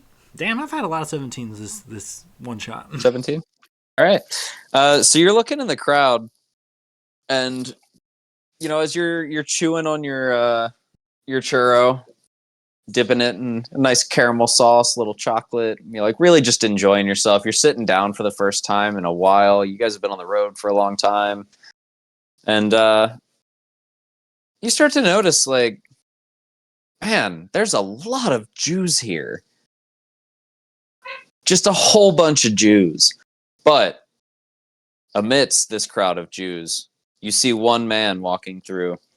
He's got shoulder-length, jet black hair and a nice trimmed beard with, like, just a hint of gray. A jawline that could cut glass and eyes that could stare through your soul, but then fill the hole they made there.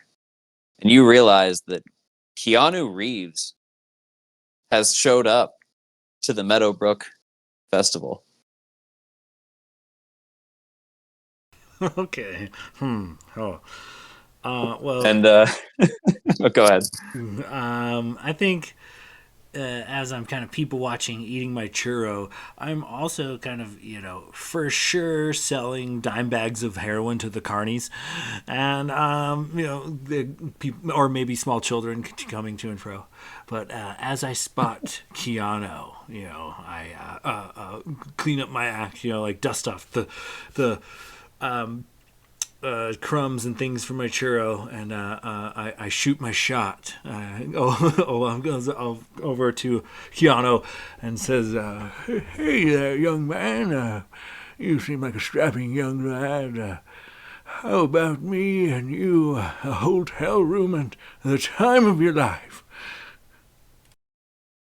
He turns to you, and he's not jarred at first, but you caught him off guard a little bit, and he kind of like leans down a little bit because he's you know, he's quite tall, and so he can hear you better as you're speaking to him, and he hears you out, and he just says, my man, that is quite the kind offer of you. That was rather friendly. I can't say that I'm necessarily interested, but you seem like a right nice gentleman. I said, you know, everybody's always got their eyes on me. Sometimes it's fun to just have my eyes on them. Do you mind if I sit down and people watch with you? I'll buy the next round of churros. Oh, come on. I'm really flexible, I swear.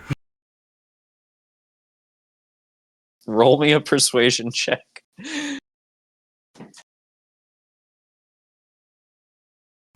A 5 on the dice becomes a 7. I don't think 7's gonna cut it. He just says, looks like you're buying the churros. Son of a bitch. And he goes and sits back down on the bench. Sad, defeated, but, you know, a slight pulsing under his robe still, nonetheless. Oh, God, I forgot the entire time there was the flashlight. I imagine, like, a small, awkward silence, you know? The conversation so much more uncomfortable.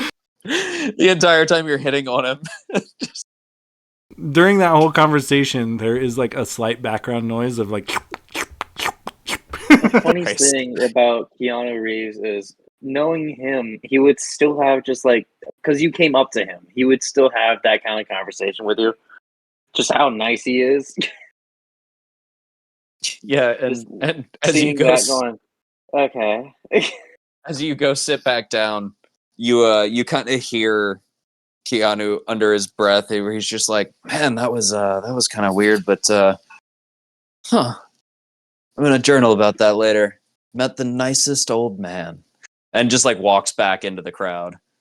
And we flash over to the Tunnel of Love, where we overhear local folk music and a series of alternative covers playing in the distance, and the chatter of lovers as they enter the Tunnel of Love, which is just a series of boats entering a tunnel that's dimly lit. Most people just go there to, like make out in the dark because there's so many people at the festival. It's a relative source of privacy. What's Chad up to? Creeping on some bitches. He is contemplating seeing if they might be having like a talent show or something there, but he's not quite sure how much attention that he wants. So he's gonna go try his luck. Why did I say luck? Like, I can't handle hearing myself. Jesus Christ. He's gonna go try his luck with those games that you can either go against a 40-year-old or an 8-year-old, and you're shooting the water into the hole and it goes up and it goes Okay. to try to see how he handles being the center of attention, because they call everyone over to watch those things. Okay. So as you're sitting around feeling angry that everybody else is heading into the Tunnel of Love to make out, and you look to music and you look down at your ukulele and you say, I could do that. I could best them all. And then you kind of choke a little bit and you're like, but not yet. And you look over and you see a sign for the Midway, and you head over there and you see a series of different booths with different fair games, and the squirt gun game catches your eye. The guns have been magically imbued to basically create water, and you point them and attempt to raise or I guess it'd be like the race one where it goes side to side, so you're trying to get the horse to the finish line. And you sit down and you look over at your competition, and there's a like a young lass, How young? probably like 7 or 8. Oh, too young. Too young. But you think for a second. No, But no. no. I fireball Chad. No, I'm just kidding. Fucking Time for bed. No, you sit down platonically with the 8-year-old young girl who's kind of like doing her best to sit on the stool and reach up and can barely see over the gun. And then you look to your right and you see an old man, probably about the same approximate age as your friend Olash, but a little less creepy. And he looks like he's trying to figure out how the gun works on there. He can't quite figure out like where the button is. He's never seen anything like this. He's an old timer, and it appears that he's brought his granddaughter to the fair. Roll me a dexterity check to see how well you do against these two. While you're rolling that, let's not forget that Olash is still getting jacked off.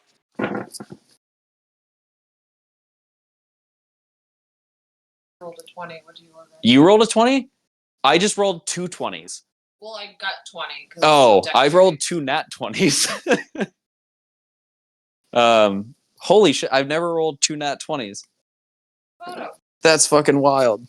Really excited. Yeah. He was like looking at me and I wasn't looking because I was rolling. He was really wanting me to look over. Well, I wasn't gonna make you get up when I realized that the table was up, but I rolled 2 fucking nat 20s. Holy shit. Both of them just. It doesn't own her. mean anything. It means that you get your ass kicked, because even though you got a dirty 20, both of them still top you. So the granddad and the granddaughter, they both completely crush you. Your horse is doing well, but is miles behind them. And the granddad, and I'm miles behind. Because they rolled nat 20s and they just completely fucking. But it's still 20 versus 20, right? No, because they still have their bonus, but a nat 20 always it factors in higher. Okay, So, I didn't know that. like, you were doing well, and they were just still ahead. It's like when you play Mario Kart with somebody, and you're not doing bad, but they're just like a quarter of a lap ahead of you, and there's no catching them. But the granddad wins the prize for his granddaughter and passes it over to her, and you walk away sunken as you've now failed at the Tunnel of Love, live music, and the Midway. But you look down at your ukulele and maybe there's hope. I just assumed you had both because you mentioned the ukulele cover. Oh no, that's how bad I am. Oh, it That just I'm sounded trying to bad. play a ukulele cover. Oh, on guitar. That was the point. Okay. Okay, now I'm sad, That's even and funnier. I'm gonna go look for my friend. But as you walk by, you do notice there is an open mic hour that is occurring in the near future on a flyer nearby. You make your way back toward your friends. We're going to check back in over at, let's see here. I can't believe you got my ukulele. We're back at Captain Mozzie. I just thought you had a ukulele. Mozzie, what are you doing? You've gotten slapped and kicked in the groin. Your friends have all gone off. Olash, you may or may not have just seen this as you were people watching. I'll leave that up to you. It depends on how distracted you were with Keanu Reeves. I'm pretty sad that Keanu Reeves didn't want to get down, but I think I'm consoling myself with like fried dough bread and just kind of watching the crowd. So if he's in and around the crowd, I would totally be watching him. It would be very entertaining to watch him get his ass kicked by some All right, females. so yeah, you saw him get slapped and then just turn around and with gusto go right back at it and then get kneed in the groin. Mozzie, what are you up to? Still going at it. All right, what do you say to the next girl? Do you try to like change hunting grounds, or are you just like staying in the same spot? Just anybody who comes by. He's pretty much just sticking around the same area. You know, All right. just Yeah, there's a rather, we'll say, rather well-dressed wood elf who's walking through and just snacking on fair food. Has like a tied-up flannel and some Daisy Dukes on as she walks by. What do you do? go up and how would you like to scrape the barnacles off me, Ryder? Are you kidding me? That was the best one yet, dude. Yeah, that was pretty good. I'm gonna roll to see if she likes if she laughs. She does laugh, so we'll say roll a flat persuasion check to see if she's interested in you. I really hope she is. Can I 14. yell? Can I yell through the crowd after kind of seeing this? You know, something along the lines of, you know, in the background you hear, "He's got a big dick," you know, and I want to give him the help action. You're trying to. All right, yeah. Trying to pump him up. Well, oh yeah, while he's being pumped up. Yeah, we'll say roll with advantage then. Since you did say Olash was like watching him through the crowd, so Still 14. She laughs and kind of giggles to herself, and she just says, "Phew. Any port in the storm, right, sailor?" And punches you in the shoulder, like a little harder than you expected because she's a farm gal, and then wanders off into the festival. Come back, my darling. Have you ever met a man with a real yardy arm?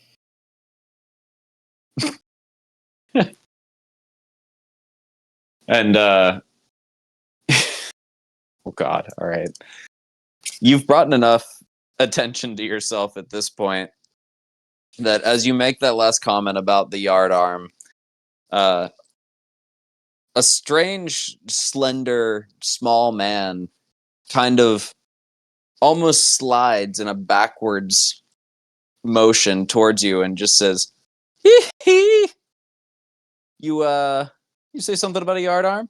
And you look down and realize that you have ran into Michael Jackson.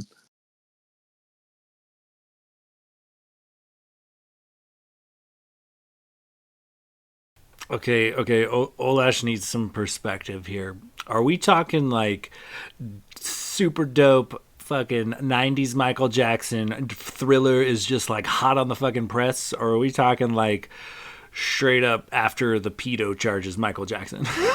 All right, we'll leave it up to luck. So 11 or higher is going to be pedo charges. That's a 12. So this is late stage Michael Jackson.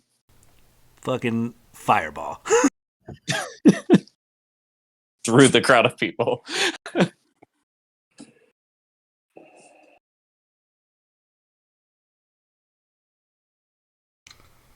What is Mozzie? How is Mozzie reacting? I'm curious on Jumps the why. hell out of the way. Say what? He jumps the hell out of the way of the fireball. Oh, did you actually fireball, Sean? I just assumed you were joking. I have made the jest several times. I was thinking about it. Yes. If you want a fireball, you can fireball. I left it I'm up. I'm not stopping you. I left it up to the die, and the die said, "Fucking do it." So. Fireball or firebolt? Fire. There's a very big difference with what's about to happen. There is, and it's the worst possible one. Fireball for sure. Okay, so you fireball. What's the radius on a fireball? Isn't it like a 10-foot radius or? Okay, so it is 150 feet, but it's a 20-foot like radius or whatever. And a bright streak flashes from your pointing finger to a point you choose within range, and then blossoms with a low roar into an explosion of flame. Each creature in a 20-foot radius sphere centered on that point must make a dexterity saving throw. A target takes 8d6 fire damage on a failed save, or half as much on a successful one. The fire spreads around corners. It ignites flammable objects in the area that aren't being worn or carried. God, I'm glad I didn't actually join you guys yet. Holy shit. All right. I need a second to process this. These are my young men, you son of a bitch. I don't need any competition around here. So this is a popular fairground. This is a busy event, and you just fired a massive ball of fire into a crowd, and also your friend. So I'm going to roll a d20 to see how many civilians are in the exact range of your fireball. Lucky for you, it's a 1. So somehow, I don't know if it's maybe all of that experience in your old age, you had a moment of clarity through your strange, perverted dementia. But you managed to kind of like zero in and just hit your friend, Michael Jackson, and one other bystander. I'm going to roll for Michael Jackson, the bystander, to see what's your DC save. This one is 15. 15. All right. So one. Oh shit. All right. They both pass. I got a 15 and a nat 20. So they're taking half damage, but it's 8d6. And I'm going to say the civilian has 10 HP, and we'll say as a named character, Michael Jackson has 14 HP. Which 16 is half damage. So you completely incinerate the two of them. I also need a saving throw from Captain Mozzie because he was right there when the fireball hit.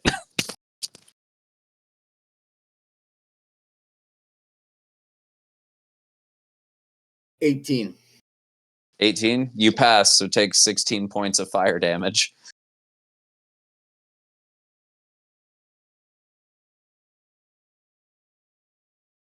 And I would assume that that's a pretty good reason for Chad to find the party. I think you would hear the giant explosion and probably put 2 and 2 together that your party has something to do with it, so you know how to find them now. we'll say that you head back up and meet up with Olash. I'm also just a flat luck check to see if like the guards are coming to investigate the pile of ash on the ground. It's like security guards. So Yeah, I rolled a 1 though, so that's a no. I went to pee, so I missed part of it. Oh, gotcha. Basically, Captain Mozzie hit on another girl unsuccessfully. Michael Jackson came out, fireball, and yeah. Okay. Word. So that was no. The guards just see ash. They see fire. They assume that like maybe somebody set off some fireworks too early. Doesn't appear like anybody got harmed. And since you were sitting down eating a churro and you're an unsuspecting old man being jerked off on a bench, they aren't getting paid enough to deal with that. So you kind of got off scot-free there. If you killed more people, it probably would have been more difficult. But I'm gonna try to make eye contact with them. Yeah, you know, say ignorant shit like, "Yeah, I wish you would come talk to me, you son of a bitch." He just kind of keeps giving you the side eye and like looking back at the other guard and just being like, I fucking, we don't get paid enough for this, man. Like, what is happening beneath that cloak? Like his arms are sticking out. So I know he's not jerking himself off, but like, is it like three midgets in a cloak or something? Like what's going on in there? Deep, meaningful eye contact from Olash. And then we'll say, since Anthony Hopkins now has a quest to best Mabel in the fighting ring, we'll say that given the explosion, you probably took that route and you meet back up. So the party is now reconvened, and Anthony Hopkins has been told to go ask to fight Mabel in the fighting rings. Well, I want to go too. Fights are a great place to sell heroin. We're on Hopkins's bit, right? Sorry, Reagan came in. And... Tell her to say hi. But not right now. Focus. We'll do. Like later. Thanks, Okay, so we're on the Maybell bit, right? Basically, the party has met back up. Olash, after seeing Captain Mozzie get hit on by Michael Jackson, fireballed a crowd of people, but managed to only accidentally kill one of them. And also Michael is dead. And then the party met back up, and you have been tasked with trying to, if you want to get Fozzie Bear, you have to best Mabel in the fighting ring, and then give a shout out to Ted and his farm, like livestock. Okay, so we see Mabel.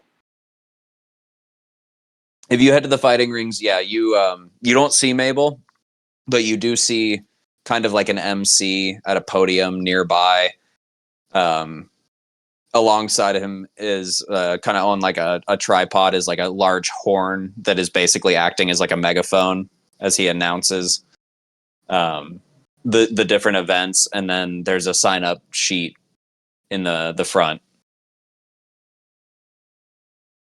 Are Well, you marrying Anthony Hopkins will be the animals stuff with the talent show, or is this a totally different thing? Talent show is a separate thing. Okay, that's what I thought. Anthony Hopkins graciously accepts the fight against Mabel, knowing his very, very great skill and stature, for lack of a better word, in my brain, for hand-to-hand combat, knowing he could probably beat whoever he fights against in a hand-to-hand combat fight. Okay. This is all him. This is all him, baby. All right. So you walk up confidently and you look at the sign up sheet, and you notice that there's a few different events that you can sign up for. But you notice like one of them at the very bottom just says Mabel, and there's no names underneath it. And I would say roll me an insight check.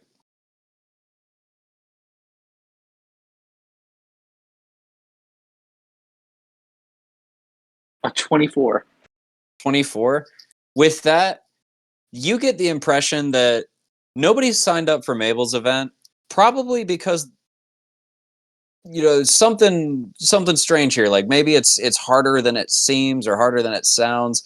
Because everybody else is signing up for all these different events. Some people you see like a name on there multiple times here and there, signing up for multiple events, but nobody's signed up for Mabel.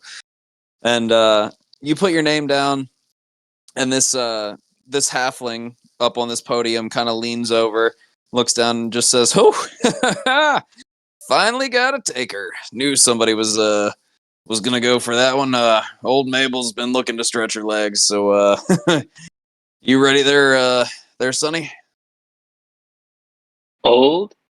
Must mean this is going to be a very quick fucking fight. I got that. There's a reason why nobody signs up to fight old Mabel. It's because she's damn near unstoppable. But well, you have fun there, Happy. Clearly throwing a racial slur at you. Raises eyebrow at Happy? And he says, "What? I'm a fucking halfling too, man." Like he's 3 foot tall. Like he's a minority too. He's just ribbing you. But you walk over. Oh, so good. Go ahead. Sorry, Anthony cracks his knuckles and goes, "You know what? Maybe I can go for a warm-up before old Mabel." Roll me an intimidation check. Fucking A. I really hope this fails. It'll be funny. 18. 18. He kind of like straightens his shirt out a little bit, and he just says, I'm on the clock. Otherwise, I'd whoop that green ass of yours. But for now," and he like leans over to the horn that's acting as a megaphone, and he just says, "We've got a new competitor, and he's decided to take on Mabel. So if you'd all like to grab your seats and have a good laugh, well, the Haffy here thinks he can best her." And then he lets out like a big whistle, and you see a series of other halflings in overalls run off toward this cage in the far side of the fighting ring. And a couple other halflings push open a large gate and kind of beckon you into the fighting ring. What's the rest of the party doing right now as he's being brought into the fighting ring? I think that Chad is probably being, I know you guys won't believe it, he's probably being awkward. And so he kind of like sees the situation happening, doesn't really know what to do. So he kind of just runs up to him and is like, "Here's a magic bean. Good luck." And then kind of scurries away and finds the rest of the group. Not helpful. All right, so Brian, you have a magic bean. Thank you would be nice. Wow, I sounded like a bitch because you didn't respond. Oh, shit. Sorry, I was muted. I was getting Babu out. Sorry. No, you're good. Yes, thank you. Thank you very much for the magic bean. You're so He went into my room by accident. I'm sorry. Captain would go find a betting station and put 100 gold against Anthony and 10 gold for Anthony, since the odds look good. And then go take his seat.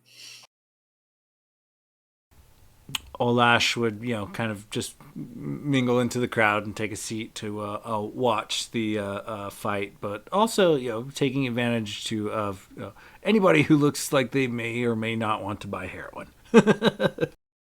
Are you guys sitting together?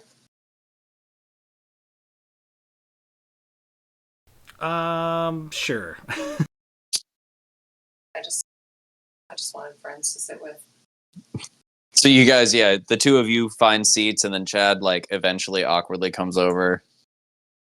I guess I'll sit here, kind of thing. And you look to your left, and in the crowd there, Who looks so left? the three that are in the stands. look to their left, and they see a party of centaurs, absolutely like ripped, muscular. A couple of them are wearing headbands with Greek symbols on them, and you get the impression that this is like a frat party of centaurs that are here to watch the fighting pits, and they've got an entire keg of beer in their section that they're all just The pouring fucking off of. party ponies? Yep. And they have a pony keg.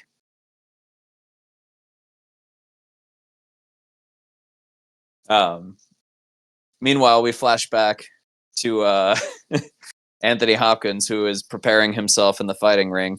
As these halflings open these two iron gates to the cage on the far side of the arena, out steps a massive hog. More of a boar almost. Huge ivory tusks sticking out.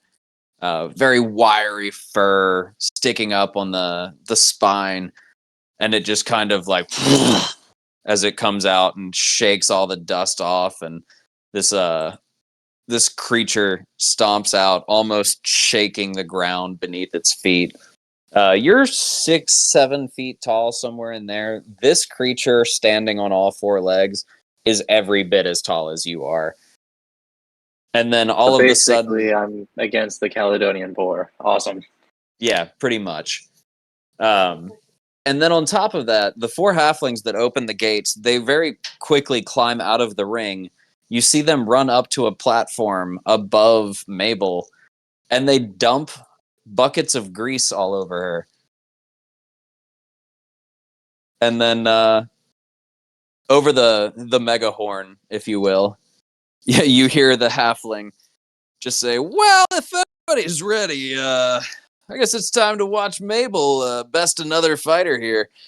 He's got 3 rounds to see if he can pin her to the ground, but we all know how that goes." And the crowd starts cheering and chanting Mabel, and then one of the halflings is lowered down on a rope and slaps Mabel on the ass, and she begins to charge you, and you basically have 3 rounds to try to pin Mabel to the ground. You'll be making strength checks with disadvantage because she's greased, unless you come up with something creative. I can't think of anything, but I can tell you Anthony Hopkins is slightly intimidated by the size of Mabel and thinks that a talent show with Chad involving his banjo and Chad's ukulele would have been way fucking easier to come up with a goal to get Fozzie. I think You are correct. Yeah, I think you are. I think But Olash. Anthony realizes Monk ain't raised no bitches, or the temple ain't raised no bitches. So, in for a penny, in for a pound. I think Olash, kind of looking on, will do kind of the opposite of what the captain did, and put 10 on the pig and 100 on the on my comrade, this half orc in khakis, and I'm gonna. And Olash, kind of looking on, seeing the massive size difference, goes something along the lines of, that's kind of some bullshit, isn't it? Hibbity-bibbity! And poof, bit of magic shoots from Olash to his half-orc comrade. I would like to encast enlarge or reduce on the half-orc. Oh, interesting.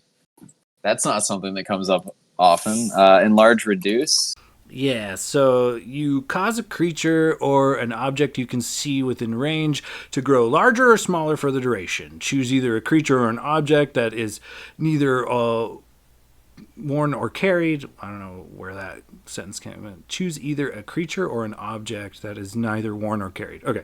If the target is unwilling, it can make a Constitution saving throw. On a success, the spell has no effect. If the target is a creature, everything it is wearing and carrying changes size with it. Any item dropped by an affected creature returns to its normal size at once. And I would be going enlarge instead of reduce. So with the enlarge, the target's size doubles in all dimensions dimensions, and its weight is multiplied by 8. The growth increases its size by 1 category, from medium to large, for example. If there isn't enough room for the target to double its size, the creature or object attains the maximum possible size in the space available until the spell ends. The target also has advantage on strength checks and strength saving throws. The target's weapons also grow to match its new size. While these weapons are enlarged, the attacks with them deal an extra d4 of damage. Okay. Do me a favor, though. Roll me sleight of hand, we'll say with advantage because of the crowd, just to see if anybody notices you magically enlarging your friend. Didn't everybody notice the grease thing? Well, yeah, they like poured the grease over the pig. They're in the middle of the ring. Olash is off in the crowd, and he just like shot a spell down. Well, I think you should be allowed to do that. It's a raw roll for me, so I'll just drop it in chat. Ooh.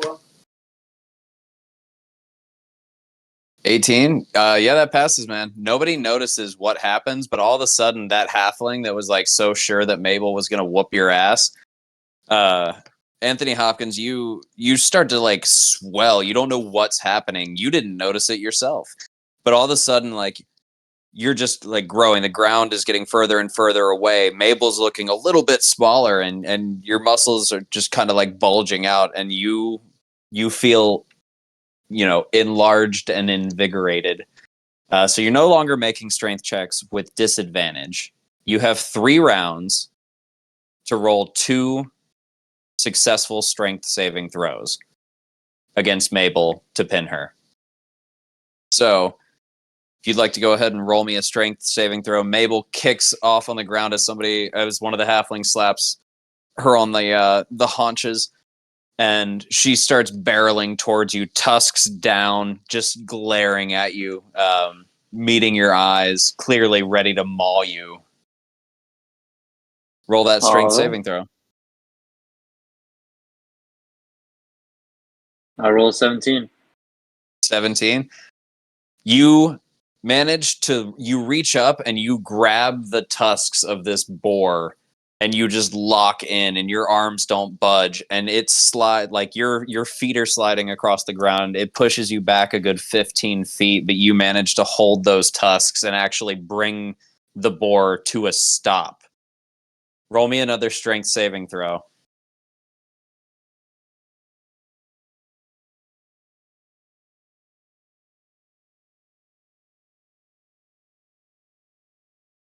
Did you hear that? I'm sorry, not a strength saving throw.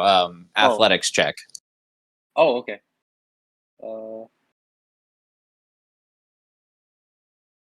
A 23. Shit. In what is a superhuman feat of strength, you catch these tusks and you slide back about 15 feet and slow the momentum of this creature, and then, like nothing that's ever been done before, you reverse your grip on those tusks and literally pick the boar up over your head and just suplex it onto its back.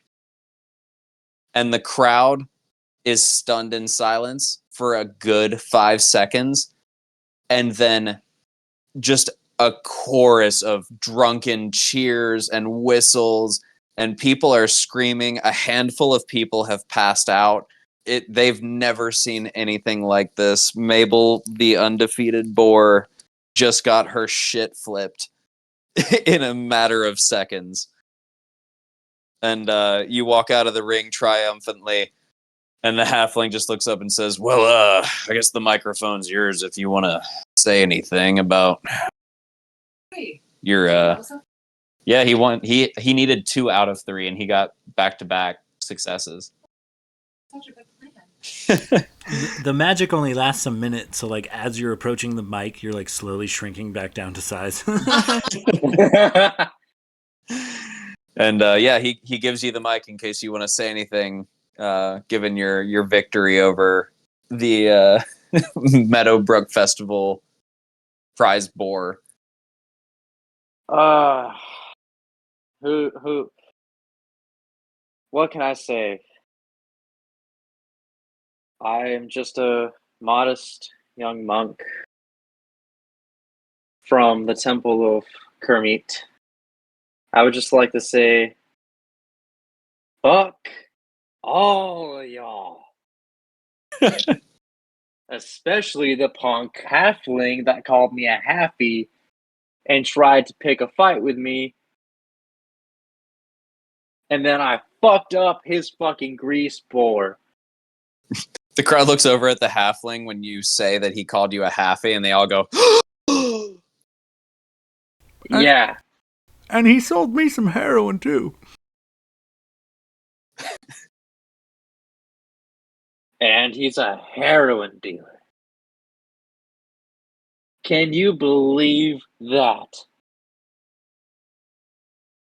I say this guy should lose his job. But being from a temple, I am forgiving. If this guy would if this guy would like to apologize for his comments on my size and race, then I would like to hear them. I give the mic to the halfling. Before the halfling can come up, Chad, as I think the group realizes, has snuck away to hang out with those big 5 sorority or fraternity guys. oh, the frat bro centaurs.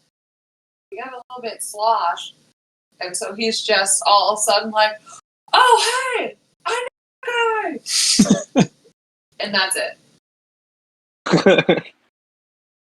The party ponies can probably rock. Yeah, you hear one of the party ponies. It's just like, fucking cancel culture, bro. Like, all he wanted to do was have a good time.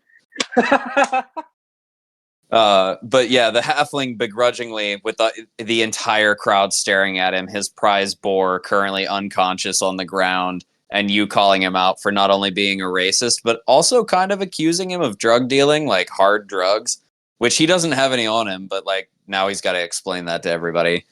He just takes the mic and he just says, I've been a bit of an asshole, and I can admit that.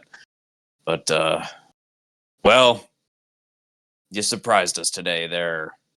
And he starts to say happy again, but he pauses and he just says, friend.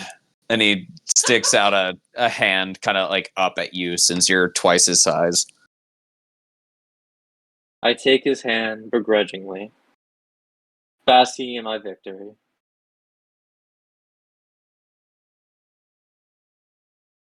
All right. You have you have bested Mabel. You are going to receive a prize. He walks over to a small stable off to the side. And the halfling comes back with a horse that he can hold. So if you can picture how tiny this horse is, it's a full-grown horse that is small enough that a halfling can pick it up. But he walks it over and he says, this right here is my prized horse. His name is Little Sebastian, and I never thought I'd have to give him up. I mean, he's full grown now. I've had him for years, but well, you beat Mabel, so he's yours. And he gives you a tiny horse named Little Sebastian.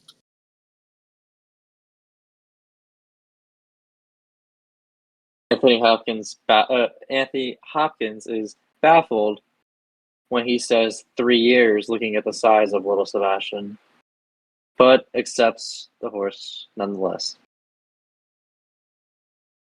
You just see several tears streaming down his face as he gives up little Sebastian and then goes to check on Mabel in shame now that his prize boar is no longer undefeated. What Looking at is his the tears, party? I giggle. What does the party want to do from here? I believe Chad was interested in open mic, and there's normal festival things going on.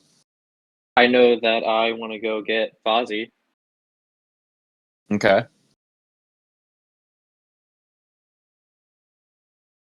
Captain Mozzie is going to take his winnings and start trying to buy time with the women. Oh yeah, well they did both get winning. Oh yeah. Take your earnings. You guys each made questionable bets, but I mean, we'll say that you have enough gold to pretty much do whatever you'd like to while you're here. I mean, it's 11. We're wrapping up within the hour, I would say. So you guys made plenty of gold off of that. You hedged your bets appropriately. So if that's the case, I think we should. I think Olash would want to. I don't think any of us are rogues. I think Olash would want to put about an ounce of this heroin he's carrying on the guy tending to his fallen boar at the moment. You're gonna try to sleight of hand the heroin and like plant it on him. Yes, but I want to use my mage hand specifically because I don't want to get close. And if he's like tending to his boar, maybe he's distracted. But also, I was hoping you'd say that. But also, I thought you were going to say you needed a break from the mage. No. I will cast my own cantrip mage hand. So like I'm dual wielding mage hands for a brief moment. All right. Roll me a sleight of hand, but instead of dexterity, I guess use your spellcasting modifier.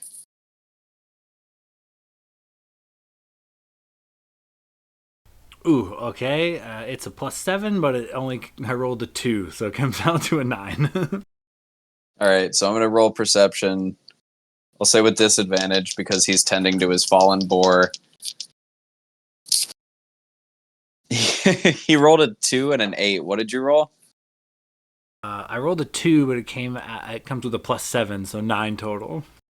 Yeah, you managed to slip heroin into his pocket. He's so distracted. He feels something kind of shift in his pocket, and he just assumed like maybe like a bug landed on him or something, and he kind of like just goes back to what he was doing. But you do manage to pull that off. Ooh, must have been the wind. If I do this, if I pull this off, I will immediately try to find some of the guards, perhaps the ones that were like investigating the explosion, and I will narc this dude off. I will tell them that he has a parcel of heroin that he tried to sell me, and I denied, and that he also had like a boomstick, a stick of dynamite, or maybe a Molotov. He set off in the fairgrounds. He's a menace. He should be handled. And you walk up to one of the guards and you alert him, and his eyes get real big, and he looks down at you and he just says, "Sir, thank you so much for being such an upstanding citizen. I certainly appreciate that." And he kind of like looks over at a group of guards that are on their lunch break, and he whistles to them and he gives a hand signal, and all of them just kind of like drop their lunch entirely, like throw their helmets back on, and you see a group of 9 different guards pop up, and 9 guards swarm over that halfling and just carry him away.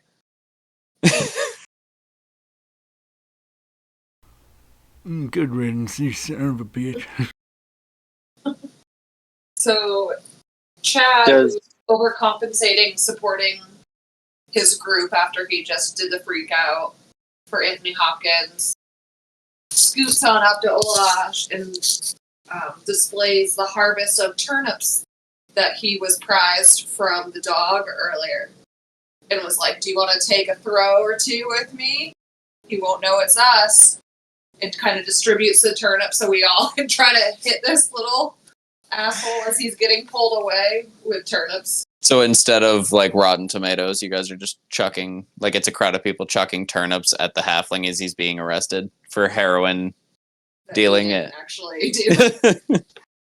I like it. And terrorism. There's nothing to roll there. I think, yeah, Terrorism. you guys have absolutely won the crowd over, so they would definitely join in.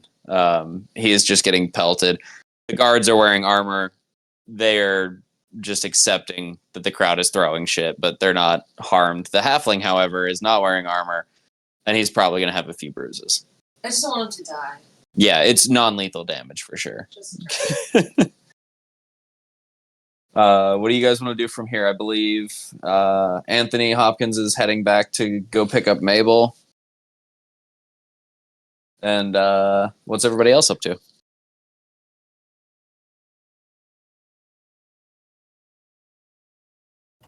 Trina's gonna get some wine.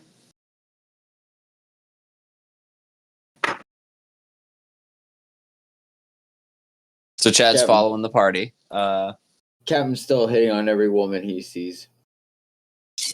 I really want him to win. Yeah, do you want to, let's see here. All right, I'll set a DC. You are in a new hunting ground, so I'll drop it back to the original base DC. Go ahead and roll me a persuasion check. Yeah, you look over, and there's a human woman, dreadlocks.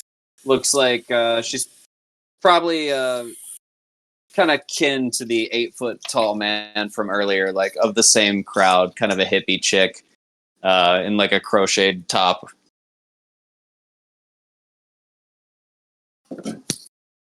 Zero. Yeah, she looks at you and she says, "Man, I've never been high enough to accept an offer like that. You gotta try someone else." And she just kind of like pats you on the shoulder. Try the next woman sitting next to her. Roll another persuasion check. We'll say with disadvantage because you're just moving from one to the next.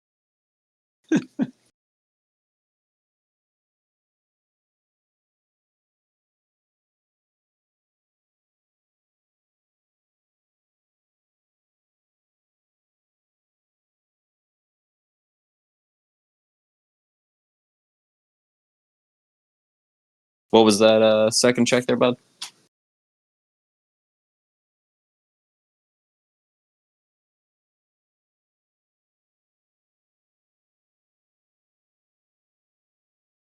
Oh. Might be muted.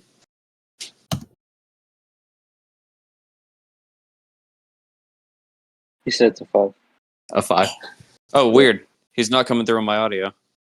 No, it's in the chat. He wasn't. using audio. Oh, gotcha. Yeah, no, 5 gets you another hearty slap. And you'll take 2 points of bludgeoning damage. I'm going to give the party a second to figure out what they'd like to do next. Think general fair things. Pretty much everything's fair game, but you probably have time for like one more area, maybe 2. And I'm going to run to the restroom real quick. Delete the mic down here. I'll do the same because I already know what I want. They can't hear you. Oh, they can't hear me. Oh, I have an idea. Shoot. I feel as though I want to help poor Captain out a little bit since I've been helping everyone else in the group. So I'm wondering if I could maybe use my suave acoustic man abilities to just completely bomb with a girl and make him seem a little bit more desirable.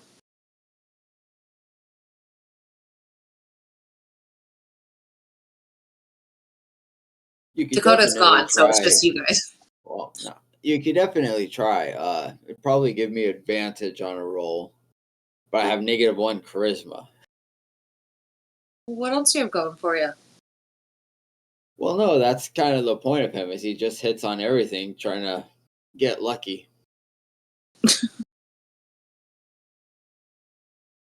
So I have my one card that I got at the beginning that I haven't used yet, and it was like a personal goal to use all of them. But So It might be out what of line. what do the beans do that you have given us a few of now? Yeah, Oh, that's I- also Plant what the I wanted bean. to. Yeah, You I have plant the something else bean, besides the you bean. water it, and then like a 1 plant. minute later, it's a roll to see what happens. Okay, that's probably happening. Oh, I was gonna It's use fun my chaos. other Cards Against Humanity card, but I think that's a good idea. He was saying to use a magic bean and then after 1 minute, like roll to see what it is. That Oh, would be yeah. cool. But on your idea, I could burn another spell slot and kind of, I guess, probably flavor the tiny hut spell. There's a little bit of leeway in the language, but I think I could flavor a tiny hut spell to be like a kissing booth type of situation. We could just put him in it and see in our fair type of setting if there are any takers. That's actually pretty fun. Yeah, I mean, tiny hut gives you what, 8 hours of like a private respite, basically. Yeah, it's like I think it's a 10 feet radius. Up to 9 people can fit inside comfortably with a transparent interior but an opaque exterior. You know, figure we could burn that spell and maybe a prestidigitation or something to make it look like it says like kissing booth above it or something. Yeah.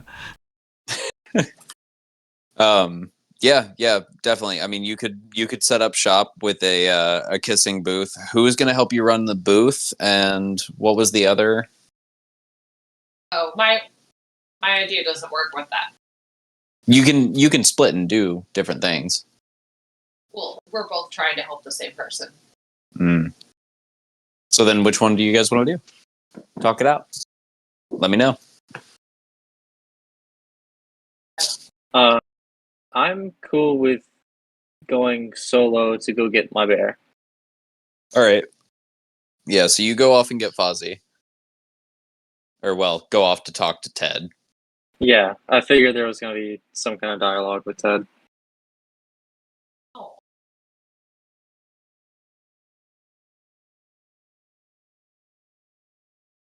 And what are you doing? Olash is setting up a kissing booth. What's Chad doing? What's Cap doing?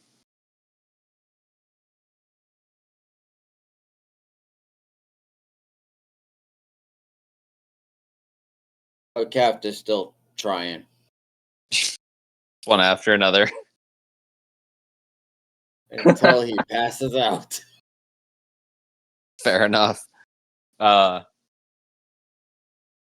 I mean, at this point, yeah, just roll me another one to see where you're at. We'll just check in with you periodically until you hit something, I guess. Are they still with disadvantage? If he's staying in the same area, like the stands of the fighting ring, then yeah, because at this point he's made a scene. 5. 5, yeah. Just let's see. I upped the damage last time you did it in the same area. Before you roll, could I intervene and talk to the lass? What do you say? Can I say something like, I want to place a bet with you. If I can do something that makes you audibly gasp, you have to give him a second shot. She seems confused but intrigued. She says, well, he came on a little strong, but I'll hear you out. If I make you gasp, then you have to give him twice the chance you normally would. Just to root for him. Fair enough. Yeah, if you can make her audibly gasp, he will get advantage on that roll. Okay. So what do you do? Douchebag Chad whips out the fucking micro penis that you gave us at the beginning of the game. Oh, that was a slow burn. I forgot about the micro penis. I've been trying to sit on it, but it's so small that I can't fucking sit on it. Yeah, I'm not even gonna make you roll for that. She audibly gasps at your micro penis, and also kind of like it turns into a giggle at the end. But then she turns back around and she says, "You have your friend to thank. I'll hear you out." And looks back over at Cap.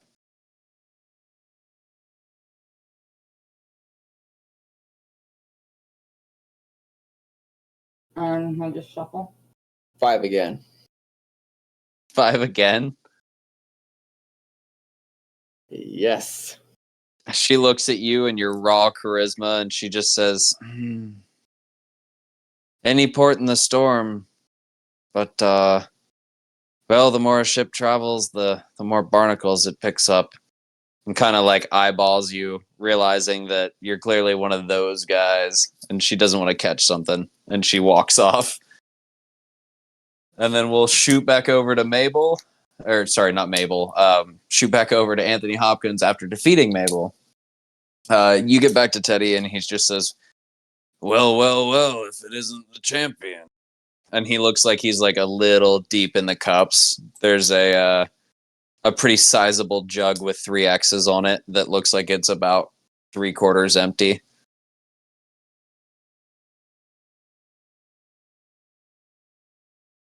What did you say before the drug? Sorry. It's the like Ted is sitting there and he looks like he's deep in his cups, like he's drunk. And there's a what looks to be like some kind of like moonshine bottle next to him that's mostly gone.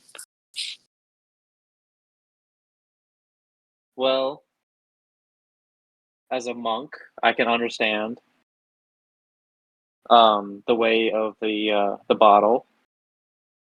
Monks are very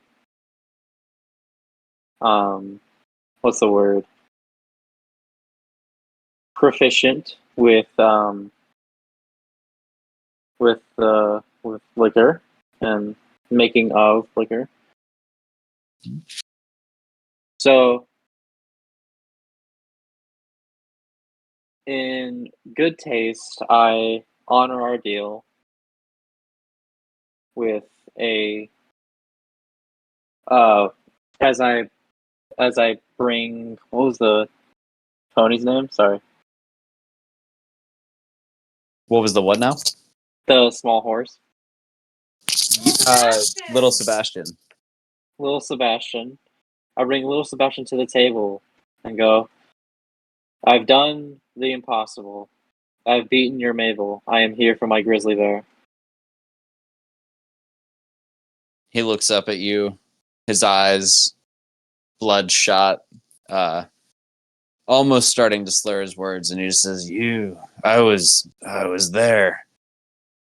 You didn't give me that shout out. You didn't even say my fucking name. You were supposed to tell everybody, look, I've sold nothing. None of the livestock has moved today. I spent a fortune to get here. Do you know how much it takes to haul livestock?" And then he kind of looks Hopkins, over. Say again. go ahead. Sorry. He looks over. He takes another swig and he just says, "You just fucking talked about that goddamn racist halfling the whole time. Fucking drug dealer. I mean, like, good on you for calling him out, but like, you could have at least brought me up, like, something, man." Hopkins realizes his mistake, and awestruck by his own stupidity, he Uncle. understands his frustration. But winning that fight was no easy feat.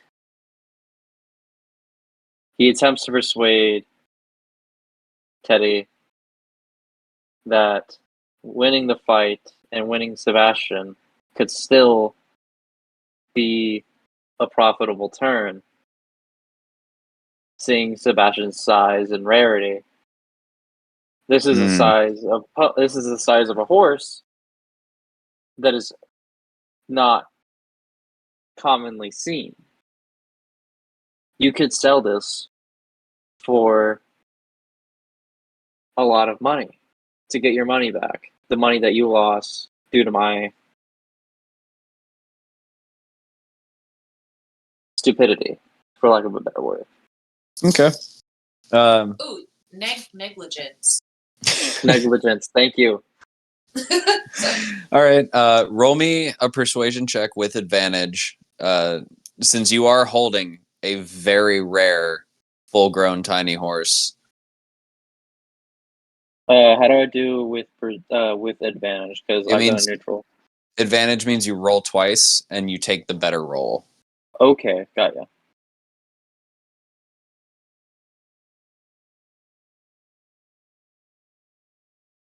I rolled a 10. 10? Oh. Yeah. With advantage? That's rough. He sits there and he thinks about it for a while, and he kind of looks at you, and he looks at the horse, and he looks back at the bear. He just kind of keeps like looking back at the three of you, and you can tell that he's like kind of lost in thought, but then he loses the thought and he thinks about something else, and then he comes back to it, and he just says, I don't let, I don't," and then he just kind of like hiccups a little bit. Just, I don't think I could let old Fozzie go for a horse. I mean, no, that would send the wrong message to Fozzie here.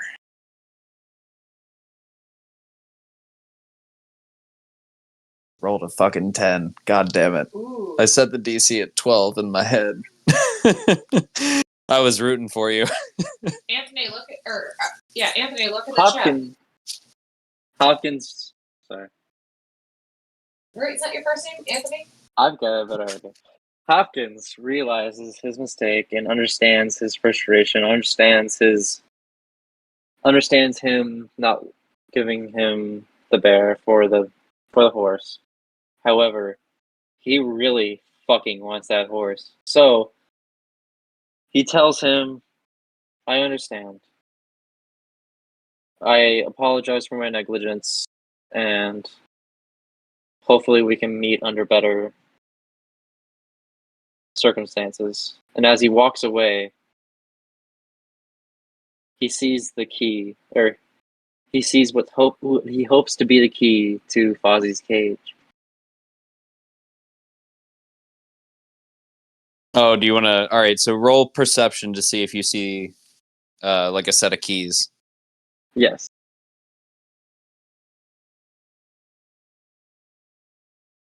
A 17. 17? Yeah. You see a set of keys on the belt loop of Ted, like kind of hanging off to the side. And there's not a lot of cages around here. Most of it's like open stables that don't really have locks on them. So there's only like 2 or 3 keys. So you would assume one of those is the key to Fozzie's cage. Understanding that. Sorry, I was looking in the chat. Understanding that Hopkins' teachings in the temple were to go against to go against temptation and sin. However, knowing that his saint Kermit would have jumped at the chance to have Fozzie as his companion, realizes that he shouldn't let a shop owner get in the way of his calling, almost. He tries to swipe the keys without him noticing. All right. He's pretty drunk, so I'll say roll a sleight of hand with advantage. We'll call it DC 14. He's conscious, but he's pretty drunk. My first was a 15. Yeah, you managed to swipe the keys off of him as he's fumbling with the bottle, attempting to pour himself another drink. Okay. Sorry, Reagan's in the room. No, you're good. Cat says hi, by the way. And I love her so much. I think she heard you. I love her so much, and I miss her. Reagan says hi, and she loves you very much. I love her too.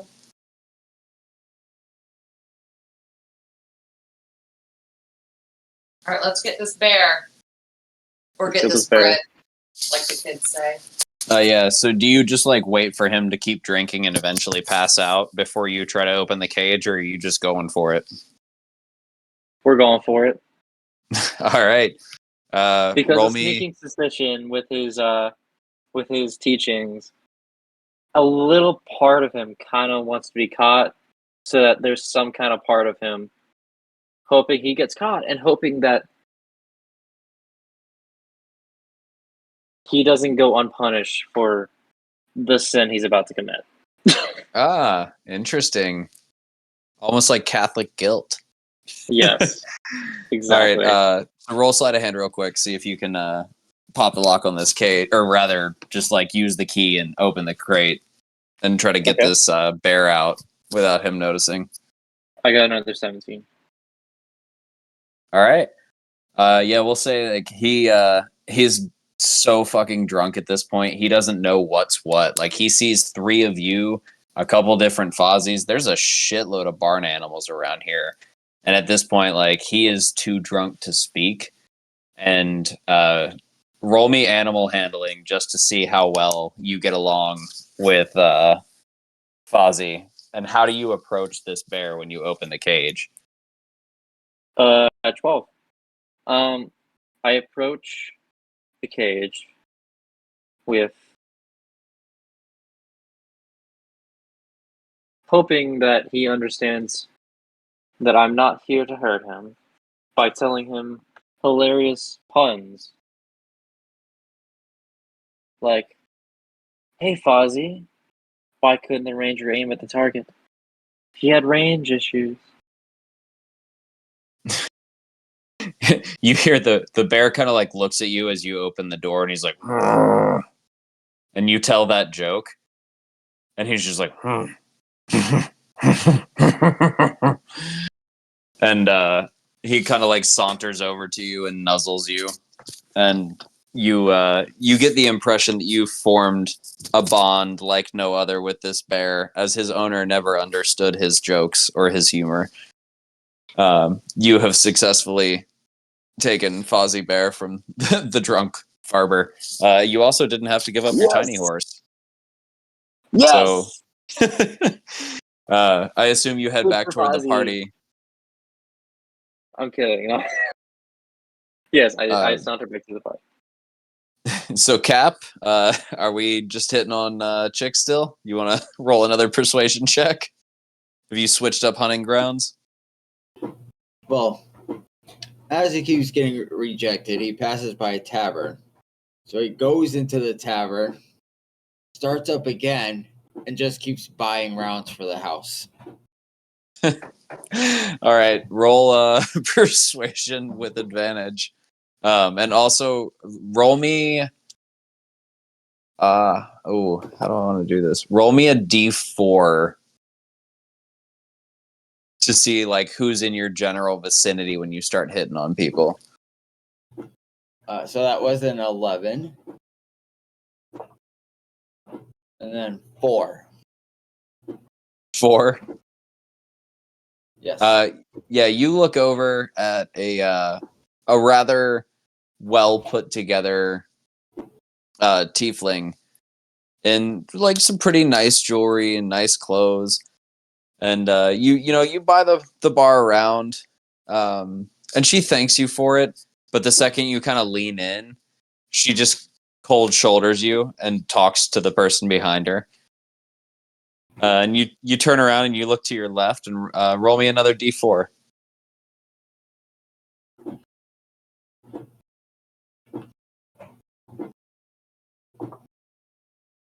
1. 1. You look over, and at this point, you've been drinking this entire time, correct? Oh, yeah.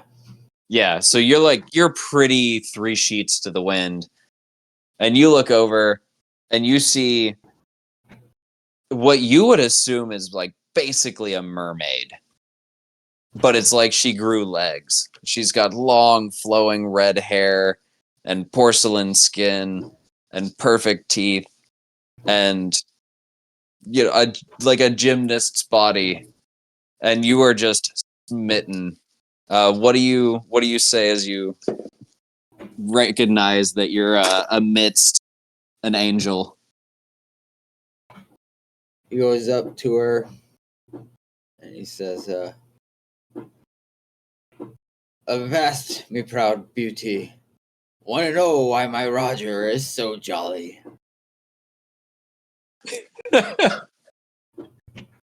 She says, "Whew, sailor, do tell."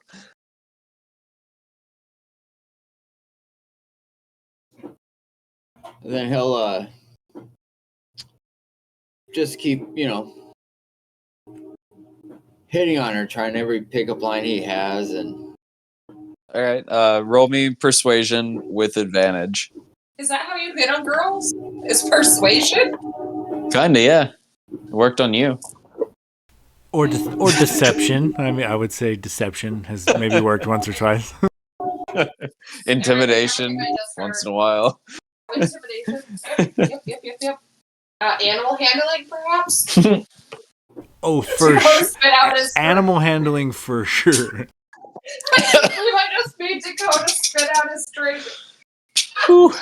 That was So close. proud of I'm dry, but that was a close call. You. So sorry. Anyways, this wasn't about me. 18. 8? Oh, 18. okay. I was like, for fuck's sake, man. Like, I put the DC at 10. I'm like, I'm gunning for you at this point. Like, somebody's got to bite. And I don't know what it is. Maybe it's, maybe it's the way her hair smells like salt air and the sea.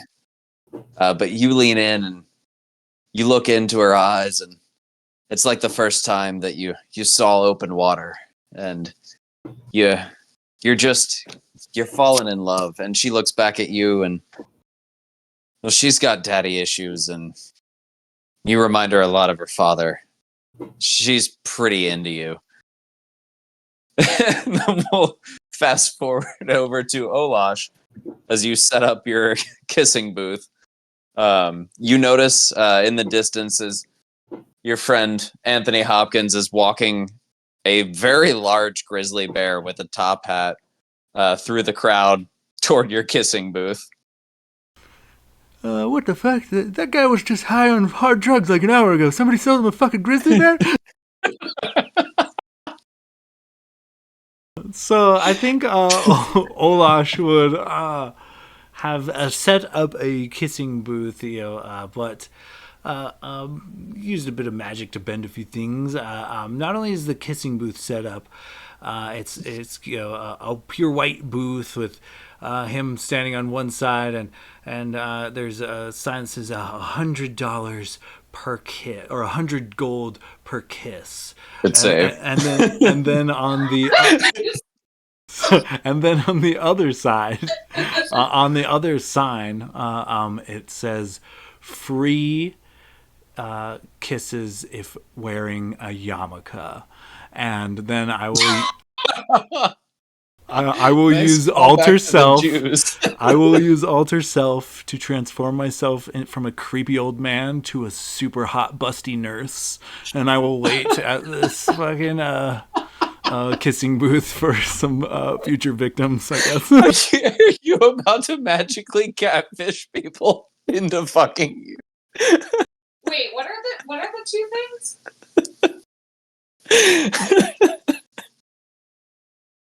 I thought Sean, can you please? And then you turned into a nurse, and so I'm confused. No, when Sean was people watching, or sorry, when Olash was people watching earlier, he noticed that there's a hefty percentage of the Jews in the crowd.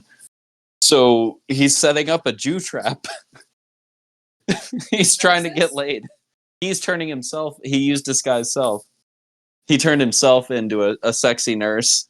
Oh my god, that's so fucking funny. I can't believe I Jesus Christ. Not Jesus Christ. Oh God. All right. Or the son of let's Adam, see. whatever. Whatever. Sean, you set up shop, and the second that you put that sign up, and a sexy nurse is standing behind saying, 100 gold, which is pretty expensive, or free for the Jews. There's immediately 7 Jewish men lining up, straightening their jackets and trying to look their best as they get in line for your kissing booth. When they get close and come in for a smooch, I go hard aggressively. I come out of the booth and grasp them and for sure go for tongue. Roll me dexterity for tongue. Words I never really thought I'd have to say.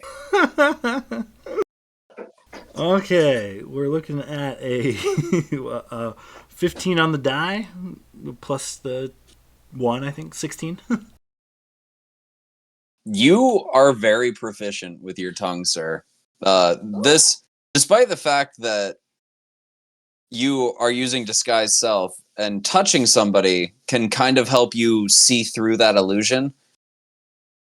At least the first 7 men that come up to the kissing booth are completely unaware that you are actually an old man in disguise. And in fact, they will write about this moment in their diary and most likely have to apologize for the thoughts that they'll have. But your kissing booth appears to be a success so far. At that moment, we'll say that Anthony Hopkins and his bear have made it up to your stall. They see you kissing. Well, they see a sexy nurse kissing a series of Jewish men because they're the only ones that will take you up on your ridiculous prices. And he's a little confused because he thought he saw Olash at one point, but when he got closer, it was a sexy nurse.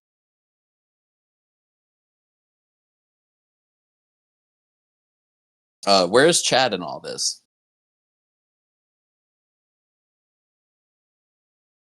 Chad has lost all control of what's going on.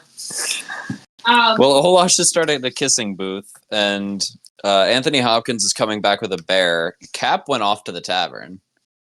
I know, but I just flashed my micro penis to an assumed, very small group of people based off of the crowdedness of a fair. I'll probably go join the bar. Yeah.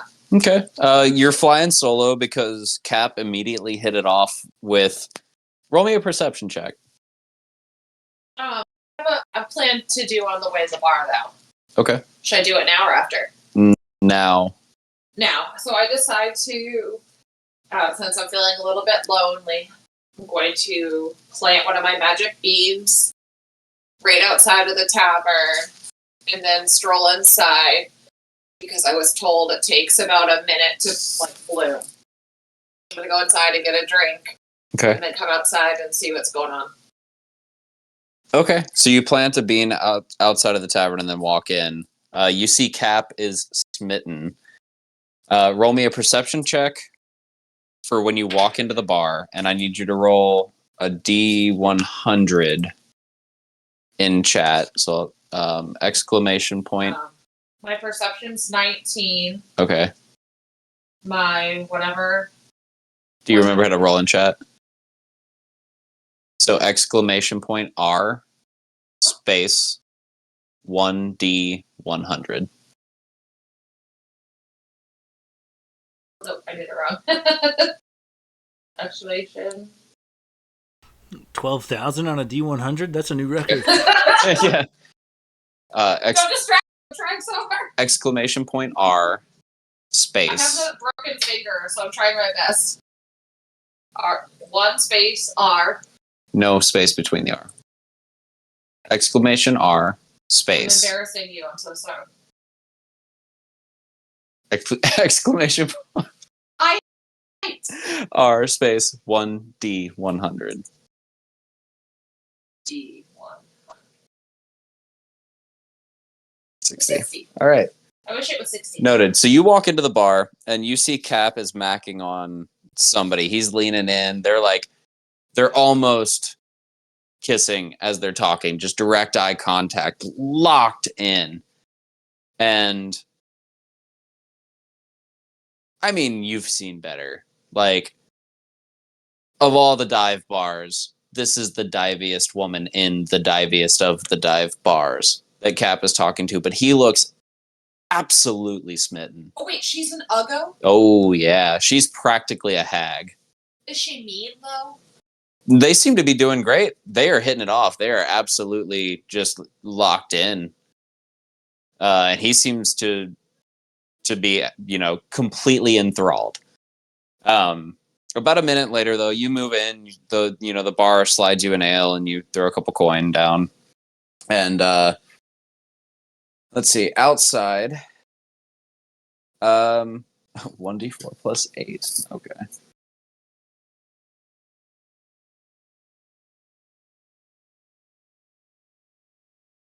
Shit. Oh wait, did you roll something wrong? Happens, bro. 12. Okay. Jesus. Outside of the bar, meanwhile, 12 bright pink toads sprout out of the ground. Whenever a toad is touched, it transforms into a large or small monster of the DM's choice. The monster remains for 1 minute, then disappears in a puff of bright pink smoke. Oh, is that for my magic bean? Yeah, that was I the thought you would bean. draw like a card from a magic bean. That is the deck of many things, but the beans you roll on a D100 to see what you get.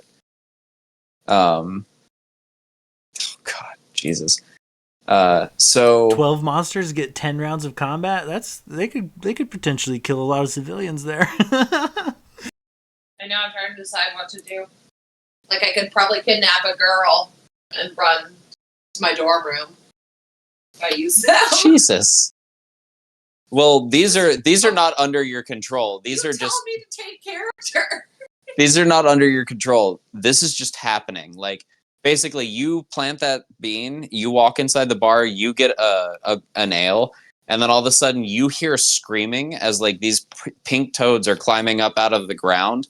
But then as they're hopping around, people are like, "Oh, they're just toads." And when somebody reaches down and they touch the toad, and all of a sudden the toad just starts like morphing into this giant like ogre creature with toad skin and like the warts all over it, and it just begins like stomping around and screaming, and the other pink toads are just jumping around, but if they come in contact with anybody, they start to morph into like giant rats and goblins, and basically like chaos is happening outside of the tavern, but the tavern is otherwise unaware because it's pretty loud in there.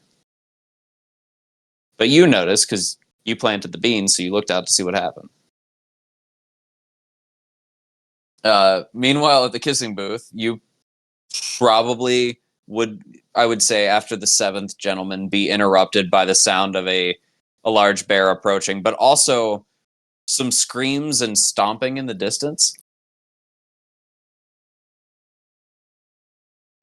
If in my experience, I'll drop the magic and return to my old creepy self. In my experience, there, youngster, that means it's those noises mean it's time to go. And I will try to, I don't know, travel with him, ride the bear. I don't know. Is he riding this bear or is he walking it down the road?